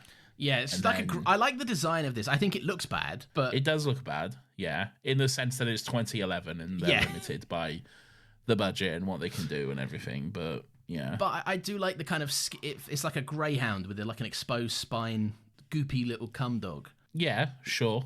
Like a werewolf. Sure. Yeah. Like a non-hairy werewolf. I thought it was a good design. I think they always fall apart when they try and put the actor's face on it. Yeah, that's when it falls apart. Very just not great, really. Like you said last week, the Lazarus goopy scorpion man. Yeah, when they try and put Mark Gatiss' face on it, and he's just like, "Hello." That was a really bad episode of Doctor Who as well. that is it was Spider-Man 3. Bad episodes of Doctor Who. Saved only by the expansion of Martha's family, and that's it. yes. Saved only by Leo. Is it Leo or Theo? No, was Leo there? Leo didn't show up until the end when he was like, I'm Reggie Yates or whatever. He was there all along, wasn't he? No, Leo didn't show up until Sound of Drums. No. I think he was there. Was he there? He was there. I don't think the first time we see Leo is on the phone to Martha. I think it is. I don't think it is. I've got to find out. First appearance, Smith and Jones. Appearances, TV, The Lazarus Experiment. Lawrence, check and mate. What am I remembering differently? Maybe he was the only one that wasn't swept up by the Master. Yeah, that's it. That's it. Okay, yeah. All right, fine. Yeah. God, a lot of pie for me this week. No. A lot of humble pie. All right, so yeah, cum Jen's a big cum greyhound dog thing. And luckily, though, the TARDIS crashes down. It does, yes, but not before the other one has to sacrifice himself. Yes. So, yeah, he dies. A sacrifice so noble and poignant that I didn't write it down. Exactly. There you go. Yes, so the TARDIS arrives and Flesh, Miranda and the Doctor say they'll stay behind to hold Jen off, and Amy obviously objects to that, like, fuck no, get in the TARDIS. And then the Flesh Doctor says, oh, do you think I should stay behind instead since you hate me, you big flesh racist? Verbatim lines written down. Yeah. And this is where the reveal comes in. The Doctor reveals that a big trick has actually been pulled, a big flim-flam, and they switched shoes right at the beginning of the episode. If only we saw it coming. I tell you what, even though, yes, I saw it coming from a mile away, I do like Matt Smith's delivery of Amy, we switch shoes. Yeah. It's just very, stop.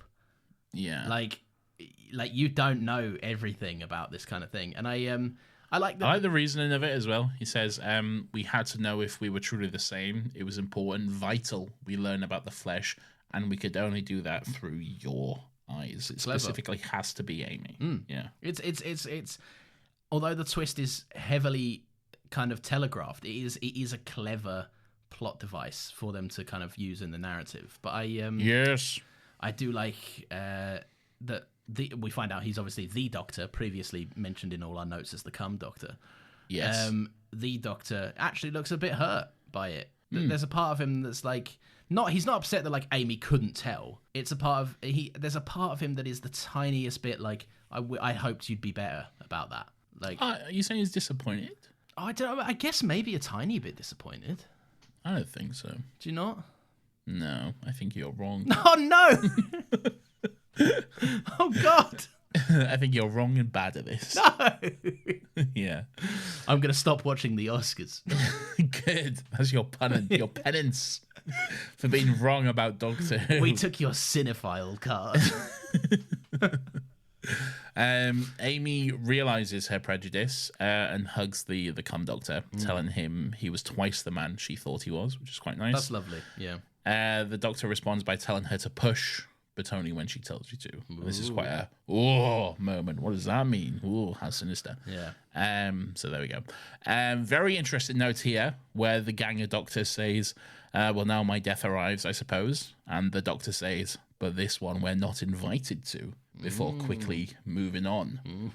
He knows, Lawrence. He does. He knows. He's got an Amy inkling. fucked up. She did, but also maybe she didn't. Maybe she did. Maybe she gives him a pivotal warning moment. Well, I guess she fucked up in the sense that she wasn't supposed to tell him. No, she wasn't. Yes. And now River is currently training her scope. Yeah, she the doctor knows, which is interesting. But Indeed, it is. Miranda stays behind as well. Miranda does stay behind. Yeah, Do you think this is the right choice? but it's a choice. I think it is a choice. What's too. the alternative choice? The alternative is that human Miranda stays and cum Miranda gets, because human Miranda's been way more venomous, killing people in cold blood and everything else. That is true. Maybe, yeah. That And maybe it does kind of sting that cum Miranda's goes like, look, blood clot, you know how it is. I may as well give what little of my life I have left in service of something. And then real Miranda gets on the TARDIS and he's like, cured you of your blood clot, by the way. Go and have a good life. Yeah, that is true. Yeah. So yeah, I felt it might have been a bit more of a sacrifice if the human in charge of this awful fucking facility maybe got some comeuppance. I think it also has to be the cum version because they disintegrate into cum. Yeah, but she could have just turned into mush and goo. Killed the other guy, didn't cum dog Jen. But that's like slow and painful, though. The answer is then write it differently. Yeah, yeah, it is. And I just felt like narratively it might have been more impactful if cum Miranda was given a chance. Yeah, I know what you're saying. But then I also do like the moment of both Miranda and Doctor holding the sonic screwdriver saying Geronimo as they melt into cum. As they just become a cum puddle. Yeah. Yeah. Great stuff. Yeah. Right, anyway, on the TARDIS we go. So who's on board? We've got... So we have the Doctor, we have Amy, we have Rory, we have Jimmy, we have Miranda, TV's Miranda, Yep. and we have the other one. Yeah, okay? the other guy. The other one. So the Doctor very quickly wait, where am I here? The energy from the TARDIS has stabilized the gangers for good. They're people now. So that's that problem solved, I guess. Job done. Sure, quick, write that one out there. He then cures Jen's blood clot with a little potion. So that's always nice. Great. In a vial, ready to go. Just quickly resolve that one. We can tick that one off the list. This is what I mean. They wipe a bunch of shit away. It is just very quickly. Yeah, let's just cut off that hanging thread. Yeah. Let's just cut off that one. There's another Doctor out there that seems as capable as the other Doctor. No, he's fine. He's dead. Don't worry, it's all wrapped up in a nice little bow. There should have been an end of credits, which shows the cum puddle slowly start to glow orange. And then turn into a slightly older cum puddle. Or just a cum puddle with some grey eyebrows. Cathy goes, no, sir, all 13. All 13 cum puddles. Oh, God. I always lose my place whenever I look away. We've got to stop doing flim flams. I know. So, so the first stop is we'll take Jimmy to go see his son. Yep. They get a nice little reunion on the beach, which is good, whilst the Doctor looks on with his jacket closed. Lawrence, it's time for suit talk. Okay, all right. Go on then. What an odd moment. For the fact that this is literally the only time this happens, and it's for like less than a second. Yeah, okay? yeah. And then the very next scene, we see him walking out the TARDIS with his jacket open. Okay. Do you think because it's cliffside, isn't it? Or not cliffside, but like they're at the coast. It's like a windy beach. They're at the Welsh beach where think... Rose disappeared. Yes, it probably is. Yeah. Yeah. Do you think this was just a Matt Smith "I'm cold" and it just got lost in translation? Like no one told him to unbutton it. No, I don't think so. Because they'd have they would that wouldn't be a thing that would just go unnoticed on set. This was a choice. This was an intentional choice. Are you saying that because of prior knowledge you have? No, but like there's no way. There's no way because they specifically have those keep me warm coats on set. Which They do, don't they? Yeah. And you see them in Confidential. So he would wear that over his coat, like right up until action. Then someone would have come and take it off him, and then they go action. Yeah, so, you're like, right. There'd be no need for it really. Well, how many? There's 2 buttons, right? Is it a 2-button jacket? 3, I think. Ah, okay. I might be wrong there. Destroys my Joes. 1 button each in remembrance for the fallen cum Miranda and the Doctor. Okay, great. Well, you still got it in there. Thank you.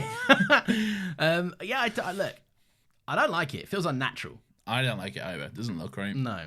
I'm trying to think, did 10 ever have an unbuttoned jacket? He was the opposite, right? He did at one point, I think. I think he did. I can see that in my head. I can't. But like it's like in a moment of like distress. I know that the more stressed he got, his top button loosened. He's not just like walking around with his jacket open, but I do think there is one moment like where it happens for whatever reason. Here's us knowing way too much more about dumb shit again. Yeah, I don't know, but the 10th Doctor was weird. The 10th Doctor would only ever do up like one button though. He'd only ever do up like the top button of his jacket, and then just leave the rest open. Yeah, he was a bit weird, and he did that with his I know what you mean. We'll discuss. Yeah, that's just David Tennant though. David Tennant's weird like that though. Yeah, what a quirky man. What a quirky, elongated man. I think he's the very true. I think he's the only person whose regular suits look more weird than his Doctor suit. I love his regular suits. They're incredible. You see when he shows up at like the BAFTAs and he's got like this floral suit jacket on. Yeah, and it looks stuff. good. Like, you look good. And he's got one of them heads of hair where he can style it differently depending on the occasion. Yeah, he can give it a slick back if it's like a gala dinner or something, and I'm like, God, to have hair, full stop, but to have that hair, to have that hair in his 50s, insane. Do you reckon he's got some plugs going on? Do you reckon he's sorted himself out? No, I don't. I just reckon he's just naturally beautiful. It has been consistent, hasn't it? We've seen him in the public eye for many years. Yeah, it's not like Joel McHale where he had no hair and then suddenly a full head of hair. Yeah, exactly. Shows up in Spider-Man 2 being like, I can't give you a loan, and I've also got a receding hairline.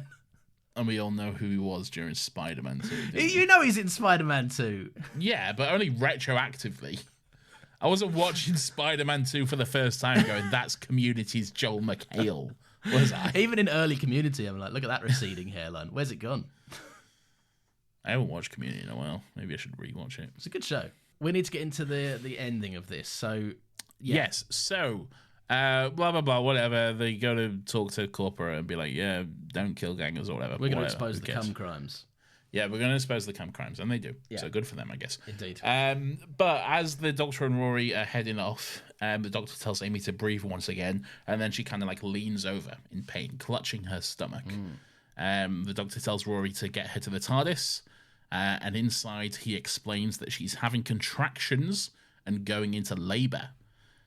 He reveals that this is why they visited the monastery in the first place. Yes, he intentionally, it wasn't an accident that they landed there. I told you last week, he was there purposefully to study the flesh, to learn what he could. And he said, I'll drop you off with fish and chips, but then shenanigans ensued. Good word, shenanigans. Lovely word, shenanigans. Yeah. Look at us doing our notes. I tell you what, I really like the moment when Rory is kind of like, no, what? And the Doctor's like, he's like, you're going to need to start explaining some of this. And the Doctor's like, well, the birds and the bees, Rory, you know how it is. Yeah. She's going into labour, unfortunately. So, yeah, he tells Rory to stand away from her. And then Rory's like, what? No, I'm not going to do that. And the Doctor says, given everything we've learned, I'll try to do this as humanely as possible. But I need you to trust me and I need you to stand away. Amy mentions that she's frightened, and then the Doctor tells her that it's fine, we're coming for you, but just don't worry. And then he disintegrates her into cum. Yeah, because so we're coming for you, if you pardon the pun. And then he cummed her out. She has been cum this whole time. This whole season, she has been cum. Wild. Right. Insane twist. Insane. Did you remember this? Did you know about this? I remembered halfway through this episode, isn't this the one where Amy has come in the TARDIS at the end? But I'd forgotten why, and that was the reason they went there and all of this. As you can hear if you listen to last week's episode, Nathan's like, there's a reason, and I'm like, sure. This is the reason, Lawrence. This is the reason. She's come. I really like the moment when Rory trusts the Doctor. Like he spent the entire episode kind of being tricked and being duped by flesh avatars, not flesh avatars, blah blah blah. And the one person that he actually has always put his full faith in to do not only the right thing but to have kind of all of the cards is the Doctor. And he kind of, I think he assesses the situation and goes, he probably knows what he's on about. I'm going to step away. That seems like the safest thing for my wife in this moment. And I really like that. I think that's a great Rory moment. Yeah, definitely. Yeah. Epic Rory moment. Yeah. Epic Rory owns liberal girlfriend as she disintegrates. Chad Rory. Chad Rory. Chad Rory Pone's girlfriend. Chad Rory Pone's feminist. Oh, God. And Kathleen Kennedy's been fired. And Kathleen Kennedy's fired. If you can believe Thank it. fuck. Oh, very funny stuff.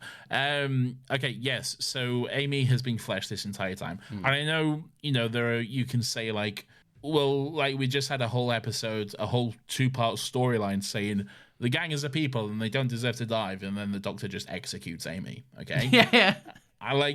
But, okay, here's what I will say to that. Okay. Here's what I will say. That issue of you saying the Doctor just just executes Amy in this moment is assuming that Amy is the exact same type of flesh as these people are. But we know that Amy's flesh model is from a more advanced period than this one. Okay. Yeah. So I am willing to say that there are differences in how they work. Okay. What those differences are, I don't know. Okay, so you're really clutching at straws, just so we're all clear. Yes, I am. Okay. But I think it's fine. Okay. I think at one point in the storyline, the Doctor mentions this is like a less advanced than the version he's used to. This is like raw or whatever the fuck he says, And I think it's interesting to think that more advanced means less independent, I guess. Yeah, because the way the humans would kind of coincide advancement is more kind of adherence to control. Yeah. Okay, no, I'll tell you what, not as many straws are being clutched as I assumed.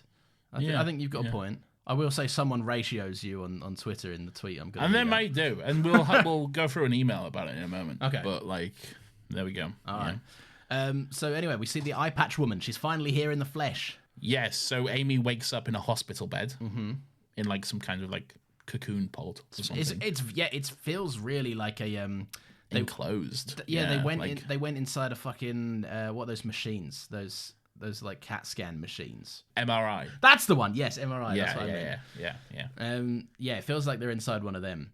And a hatch opens up. This time it's a real hatch. Yes. I noticed immediately. This one's not funny because it hasn't been edited in a weird way with a silly sound effect. Oh, here he goes again. He's being pretentious. No, people on Twitter, people on Discord came through and said it is silly. It looks silly. No one said it's silly. You look silly. Okay. Yeah, very creepy, very sinister. I hate the way she eyeballs Amy up and down. Yeah, very creepy. So she says like you're ready to pop, and then she tells her to push, and then Amy screams as she goes into labor because Amy's pregnant. Oh yes, that's another thing. Amy looks down. We get POV. Amy is very pregnant. Pregnant Amy. Anyway, episode ends. To be continued. We'll see you next week. A 3-parter? No. Nope. Not doing this again. Okay. No. Anyway, so there we go. It is time, of course, for Weirdo of the Week.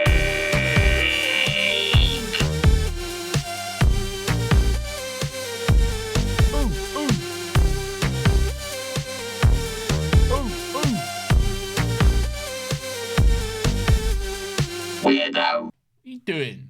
Making noises over the weirdo. Singing theme. along. Like, he wasn't. He was going, ooh, ooh. Yeah, as in like I was doing a chant. Stop It's that coming now. home, Nathan. Shut the fuck up. Okay.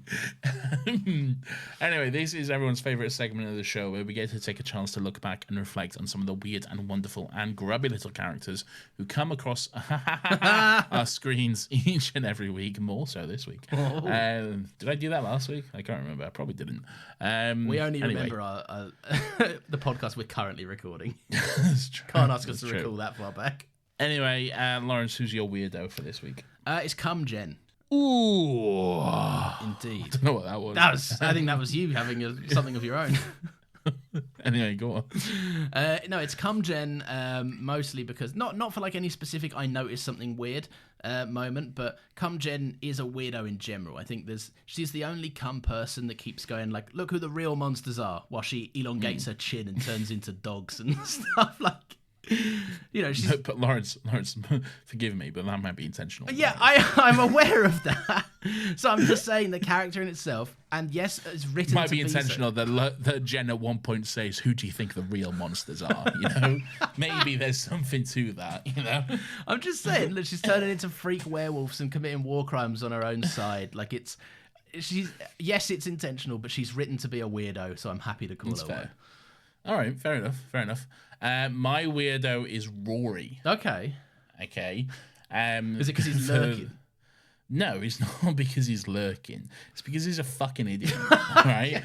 Because they go and see the pile of discarded cum bodies. Yeah. Okay, and Jen is like, "This is horrible. Look how they discarded them. Those monsters the humans are. They ruined us. I mean, the gangers. They ruined all the gangers."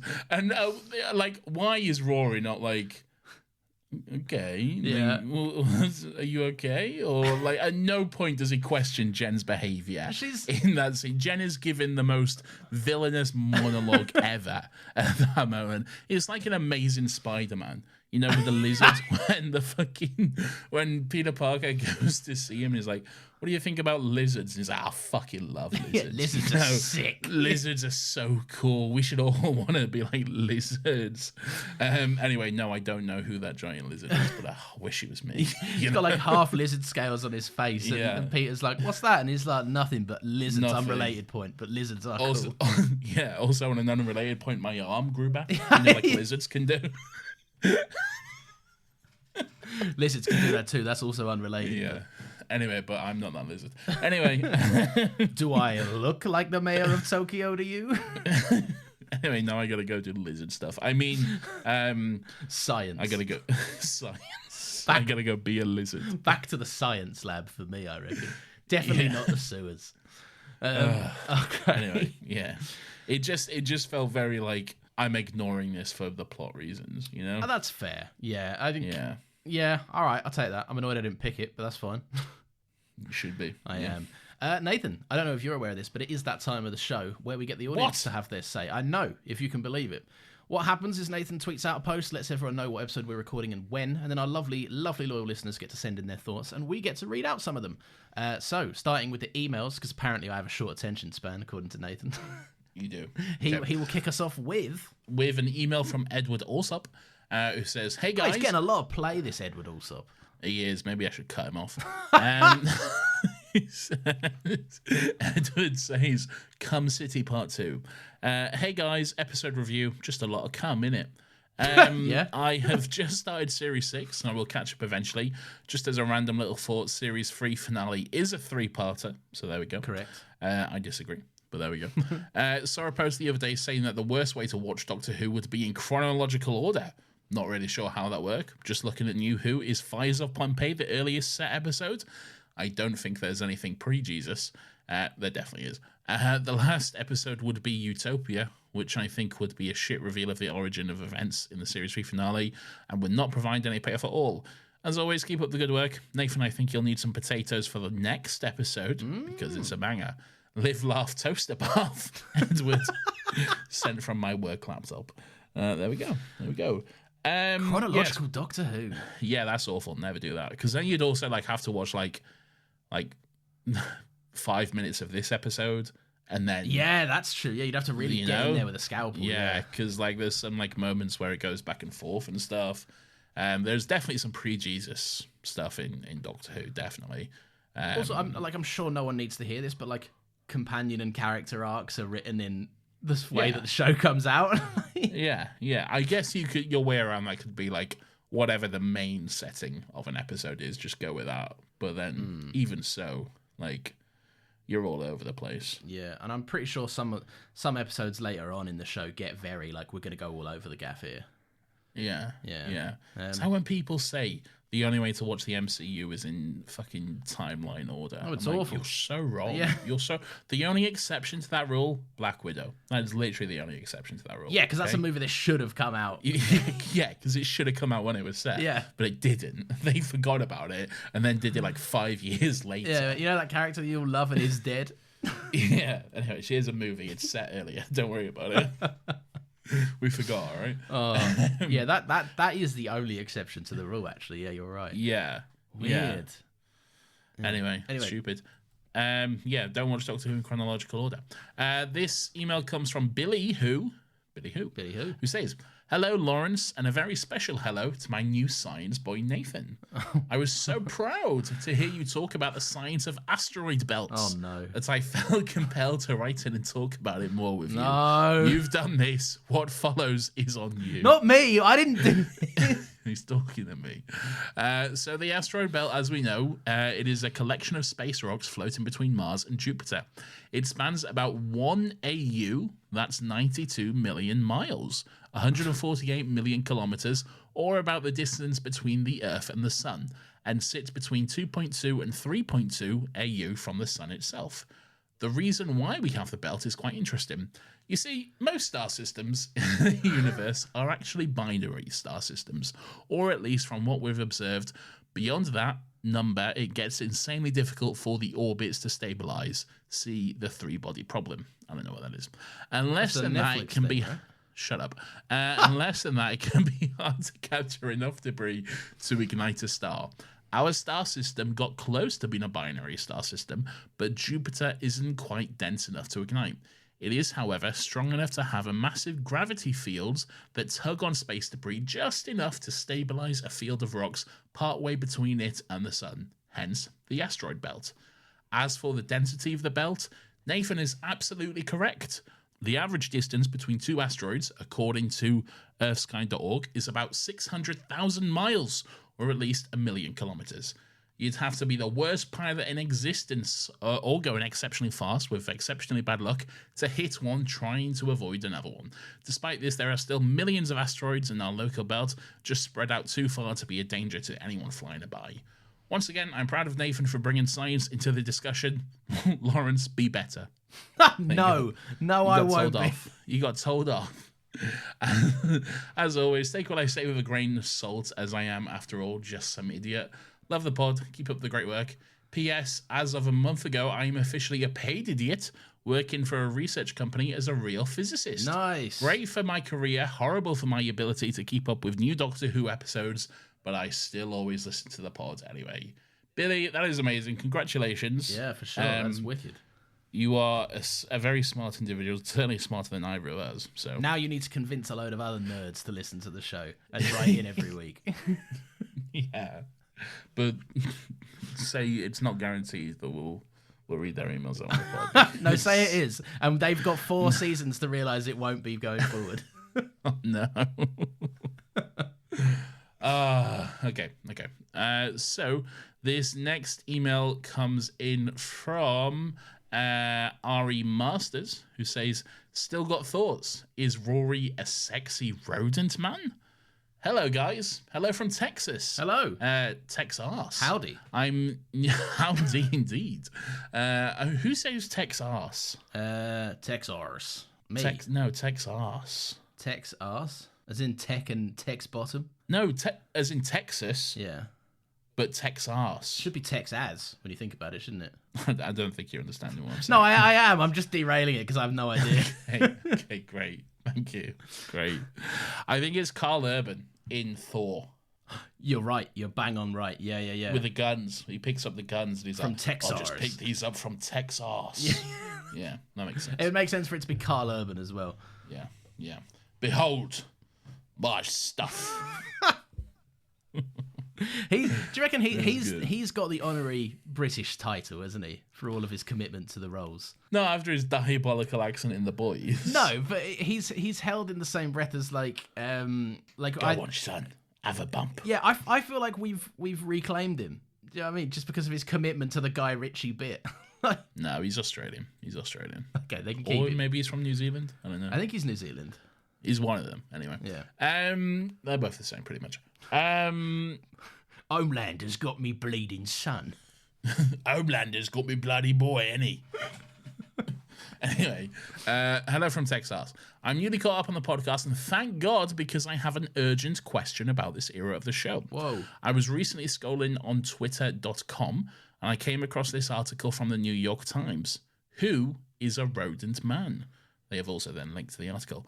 This article describes a newly identified category of attractive men who are mousy, with toothy smiles, angular faces, and pointy nose. Oh, I've heard about Examples this. given are Mike Feist, Kieran Culkin, I know from the show Succession, Yeah. and Jeremy Allen White. I believe he's the bear. He's the bear. You know Mike Feist, I think it is. Yes, he's a challenger boy. Yeah. I think the other one, didn't- the other Challenger boy is more mousy to me than him. The other challenger boy is also mentioned in the article. Yes. Okay. Live action Both Wallace. challenger boys. What? Live action Wallace. Here's hoping. No one cares what you think, Lawrence. Okay, good. I didn't initially give this article much thought, but as I've been doing more the rewatch with you, the same question keeps intruding on my psyche. Is Rory/Arthur Darvill a sexy rodent man? I'd love your guys' expertise on this pressing matter, and are there any other sexy rodent men we have met thus far in the Doctor Who universe? Much appreciated, Ari. Thank you, Ari. We appreciate that. We appreciate you getting in touch. I don't think Rory or Arthur Darvill is a sexy rodent man. I just think he's a sexy man. I think season 5 Rory is a sexy rodent man, but in season 6 he gets the series regular glow up a little bit. They do his hair a bit nicer, gets nicer clothes. Maybe. I'm thinking of him in his silly Rory Stag t-shirt. That feels mousy. I don't think his face is pointy enough for him to be a rodent man. No, but you just need to give off the know? vibe. You don't need specific like bone structure. Kieran Culkin looks very different from like Mike Feist and stuff. So I wouldn't say Kieran Culkin is sexy. No. I think he gives off the mousy vibe, but he's got the big floppy hair. He gets more handsome in later Succession because they start to give him a real haircut that a respectable adult would have. What do you mean? What do you mean by that? What? You're saying respectable adults can't have long flowing locks? No, but like he's walking around in suits with big floppy bangs. He looks silly in Succession season 1. Well, I'll do that. Okay, you don't wear suits I did for my wedding once. for your wedding once. So yeah, finish that. And I also did for my wedding once. I haven't worn a suit since. No, nor have That's I. not true. No, that's I not have. true. I have as well. Yeah, Yeah, funerals. the impermanence of life. Oh, it is fleeting, such. No, I don't know. Are we? Who are some other sexy rodent men who have shown up? Is 10 or David Tennant? No, probably he's a not a sexy rodent man, isn't he? No, I think you've kind of got to pull off a bit of a Twinkie energy to be a rodent man as well. 10's got Twinkie energy. I don't think 10's got Twinkie energy. He has Twinkie energy. No, I think he's resilient action hero energy, man. I think he's got a bit of a twink energy about him. Yeah, I don't think he fits the bill. I don't think Timothy Chalamet, I would say, is a mousy boy. Where is he in Doctor Who? He's not in Doctor Who. I'm just saying in general. Well, there we go. Oh, yeah, but I'm I trying to want Doctor Who establish the only. vibe. Well, no. I want Doctor Who. Ah, I'll tell you only. who. I'll tell you the guy that married Miss Evangelica recently. Miss Oh, Evangelista. yes. Timmy. The little boy. Yeah. The little boy. What was Because his like, name? I'm part of the TARDIS team as well. Get fucked, you weasel. That's very mean. You know the little boy? Yeah, I know the little boy. But why Thomas did you Brody say- Sangster, that's his name. Why did you say it like that? Because he's trying to be... Don't you remember we said in the episode Blood thinks he's part of the team or something? Yeah, but just there. Get fucked, you weasel. He thinks, That's so mean. he thinks he's involved. He kind of was involved. Yeah, but then he... Oh, no. Got to have a flashback. Okay. Okay, now. I don't know. I can't think of it anymore. Well, definitively, you don't think Arthur Darvill fits the bill, no? No, I'd say no. I think he's just a sexy man. Okay, I would, like I say, I'd say season 5, season 6, no. Well, there we go. Season 7, jury's out. We'll see. Lawrence, shut up. Okay, is it tweets time? No, it's one last email time. Okay. Hello. This I don't know why I said hello. This email comes from Nat Katarina, who says the Doctor is a bit of a dick this week. That's the subject line. Hello, Nathan and Lawrence. First off, thanks for the kind words about my chosen profession. My job mainly entails into talking to wealthy lawyers about other affluent individuals about coughing up more money, also known as fundraising. So while my work in anti-human trafficking is rewarding, it is also pretty shit a lot of the time. Entertaining others through silly little videos is undoubtedly more productive than some of my endeavors, let me tell you. However, my human trafficking brain strikes again. I hear in India there's over 10 million gangers, quote. Human trafficking in agricultural and factories in India is a huge problem, with their governments often complicit or willing to look the other way. It seems like a very cutting and direct comparison to human trafficking or, more generally, labour rights in the developing world. Now, onto the show. So that's just a fun way to start off. Nice way in, that one. Nice light-hearted way to start off. So there you go. Also, noodling lawyers out of money is just as honourable a profession as human trafficking resistance. Yeah. You're doing the Lord's work there. Yeah. Trust me. So, while I'm not going to make Amy my weirdo of the week, I've always found her take on the personhood issue with the flesh to be unrealistic. If she had this idea at the beginning of last week's episode, before seeing how similar the gangers are to their other selves, I could understand it more. It takes a certain unwillingness to adapt to refuse the gangers their innate sense of self. She has travelled with enough of the Doctor to know that life exists in the universe outside of her comprehension. It always seemed over the top and out of character for her to be staunchly unwilling to accept that the gangers are the same level as their other selves. Sure, it's weird, but so is your dead husband coming back as a Roman altar. Maybe she hasn't seen enough Black Mirror episodes about humans trapped in simulations. I think it's fair because the way I see it is, sure, you can absolutely say, like, I have seen this enough to understand this and to know that these people are not quite are on a fundamental level essentially the same. But when it's your own experience, then I think it's going to be different. I think it's that if it changes something that you explicitly know, then I think it's natural for you to push back against that a little bit. Yeah, I think it does. It does, and also considering Amy is. We didn't even say this in the episode, but like a large part of her formative years of comprehension and human understanding were based around her experience with one guy. And like a lot of her experience to the world was often seen through the eyes of, remember that guy I once met? Everyone in her village keeps saying about that one guy she just met once. Yeah. Like it's a formative part of her like youth and upbringing. So I think, like you say, there is definitely a part of her that probably pushes back against it a bit. I mean, she's got a lot of issues when it comes to the Doctor. And like I said, she puts him up on a fucking pedestal. Yeah. Really. Yeah. So she reconjures him from nothing because of the power of her remembering him. The power of friendship, Lawrence. Yes. However, the Doctor doesn't get off easy either. I'm not too fond of this thought experiment he concocts to see if Amy would fall in line about the gangers being the same as other selves. I don't understand why he needs to do that to Amy specifically. All the humans, except Rory, quickly call the gangers their enemy. Whether Amy sees them as different shouldn't matter.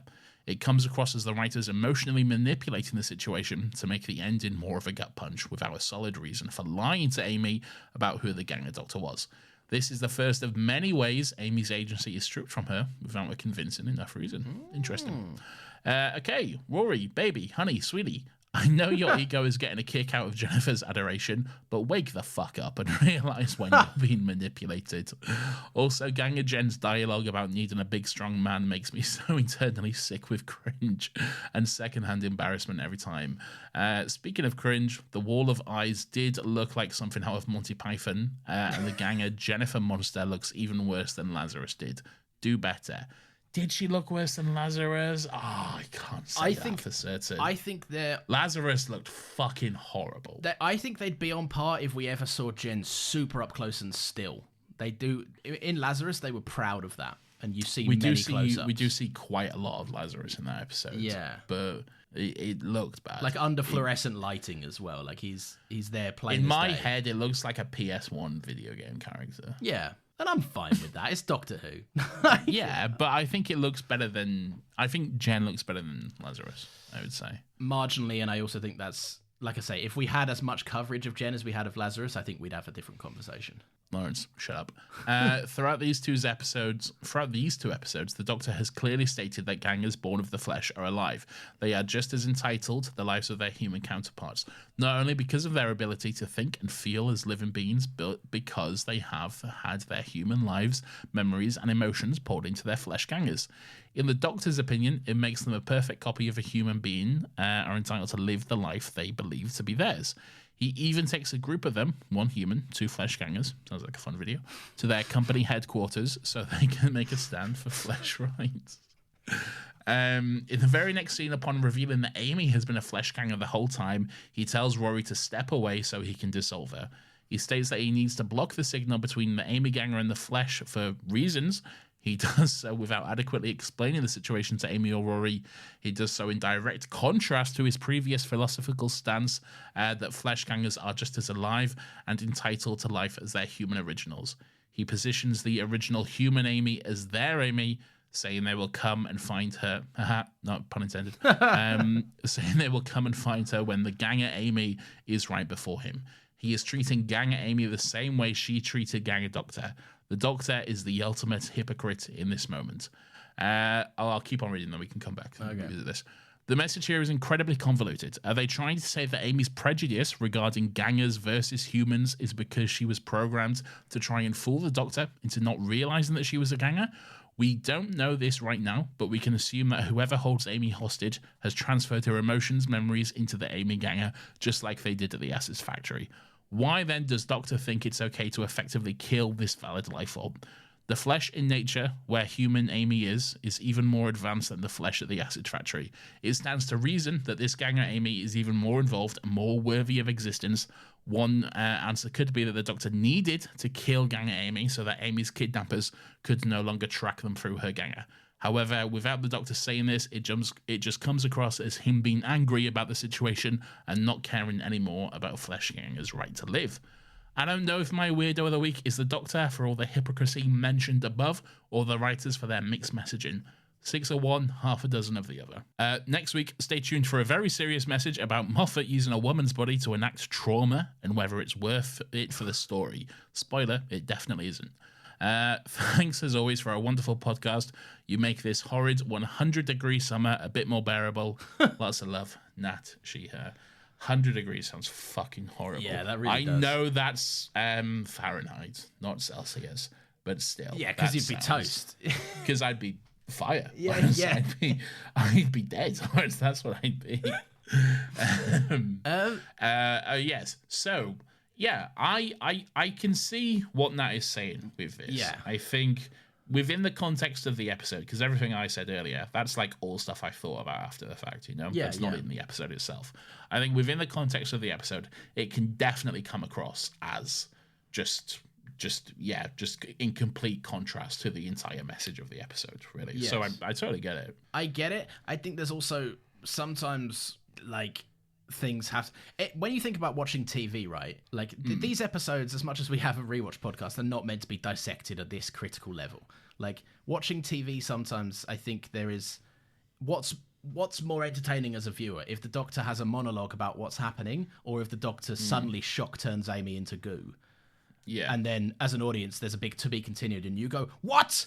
What's going to get you to check in next week? It's the second one. It's true. It is a TV show. Yeah, so it does have to entertain first and foremost. But yeah, I think there's a way of doing both, and the show's definitely capable of doing stuff. And maybe it didn't hit the mark necessarily this week, but I don't know. I'm yet to watch A Good Man Goes to War. I'm yet to see how they fully explain everything away. I haven't seen that episode in years, so yeah, we can touch back in next week, I guess.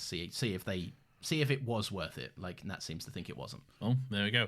Like I said, yeah, I'm willing to accept the fact that, like you say, Nat, you say this is a more effective, a more advanced version of the flesh than the other ones. Therefore, it should be more in tune with these emotions. But I think that's assumption on what humans deem to be more advanced. Yeah, I would say. we both immediately thought, no, humans have made it more easy to fuck over. Yeah, with like themes of like capitalism and workers and everything like this. Yeah. I think that you could definitely say that more advanced to corporations and these humans is that just less individuality. Yeah, not many capitalists move forward in the way of ethical boundary leaping. Like it's normally the opposite way. Yeah. So yeah, something like that. But then again, the ganger version of Amy clearly has Amy's full personality and feelings and all that sort of stuff, though, because it's been her since before the series started. So yeah. Look, it's tricky. Next week we've got a lot to talk about. We do, and also Catherine is here next week as well. She is indeed. So, yeah, so she can help us idiots break it down. Yes, as she often does. Yes. So there we go. That about does it for this week. Nope. Got some tweets. Oh yeah, you got to tweet chef. Yeah. All right, go on. Quickly, Lawrence, we're over time. I'll cut this down. It's fine. Yeah. So the first tweet comes in from Pierce Moore. Lovely Pierce Moore. I know him. You do. So do I. And he says, funny how insightful that point was and how silly this one is. Maybe the real cum was the Amy we made along the way. which I found funny. That's funny. Second tweet comes in from Hop Along Who. Always thought this two-parter was a bit meh, but I understand jumping out of my chair with that cliffhanger. Wild stuff. Always thought Moffat was better writing cliffhangers overall compared to RTD. Brackets, Utopia notwithstanding. Fuck Utopia's cliffhanger. Utopia's cliffhanger's a banger. Fuck Utopia. I feel like that's not how you felt when we did that episode. No, and it's not how I feel. But still. What do you think Moffat's better than at cliffhangers overall than RTD? Yeah, I think so. I think Moffat's better overall. I know you say. I think he wraps up more interesting ways of getting out of a cliffhanger than RTD does. We spoke a lot about RTD's one was like the Doctor has a sonic or a device. Yeah. A lot of the time, and then just goes, run out of this scenario, run past the threat, out of this scenario. I do think his cliffhangers are more interesting. Yeah, I would agree. And Lex writes, haven't watched this one in a while, but I remember it being pretty fun. I do find it hilarious that the entire episode is about how the gangers are people with lives, and then the Doctor just melts Amy away so the plot can happen. So there is a lot of that. There is a lot of that feeling out there. There is, yeah. And I get it. Because I've struggled with that too, and then made my own reasoning to like make a peace with it. Sometimes you've got to just decide something and go, if I want to like this. Yeah. you gotta just put in your own head canon and then just be like, that's it for me now. Yeah. I'm fine with this. Yeah. Find a way to explain it away and hand wave it. Which Doctor Who does perfectly many times. Well, lovely stuff. Anyway, that being said, thank you very, very much for listening. If you've enjoyed the show, you can leave us a 5-star review. That'd be pretty cool. You can also follow us on Twitter at StillGotLegsPod. And you can also email your thoughts on each episode over to stillgotlegspodcast@gmail.com. We also have a Discord server. We mentioned it a few times this episode. The link to join that is in the show notes. And also, a massive thank you and shout out to Nina for managing the short form content that we put out, all of our TikToks and Reels and such. Nina had a birthday this week. So happy birthday, Nina. Happy birthday, Nina. I think she said she it crossed over to her birthday while she was editing together that compilation of us just saying "come" over and over. The compilation, you mean? The compilation, yes. Which is horrible. Well, anyway, thank you and happy birthday. Also, a big thank you to Pierce for being the word of God in the Discord server, just managing stuff there, making sure that things are all going okay. Good stuff.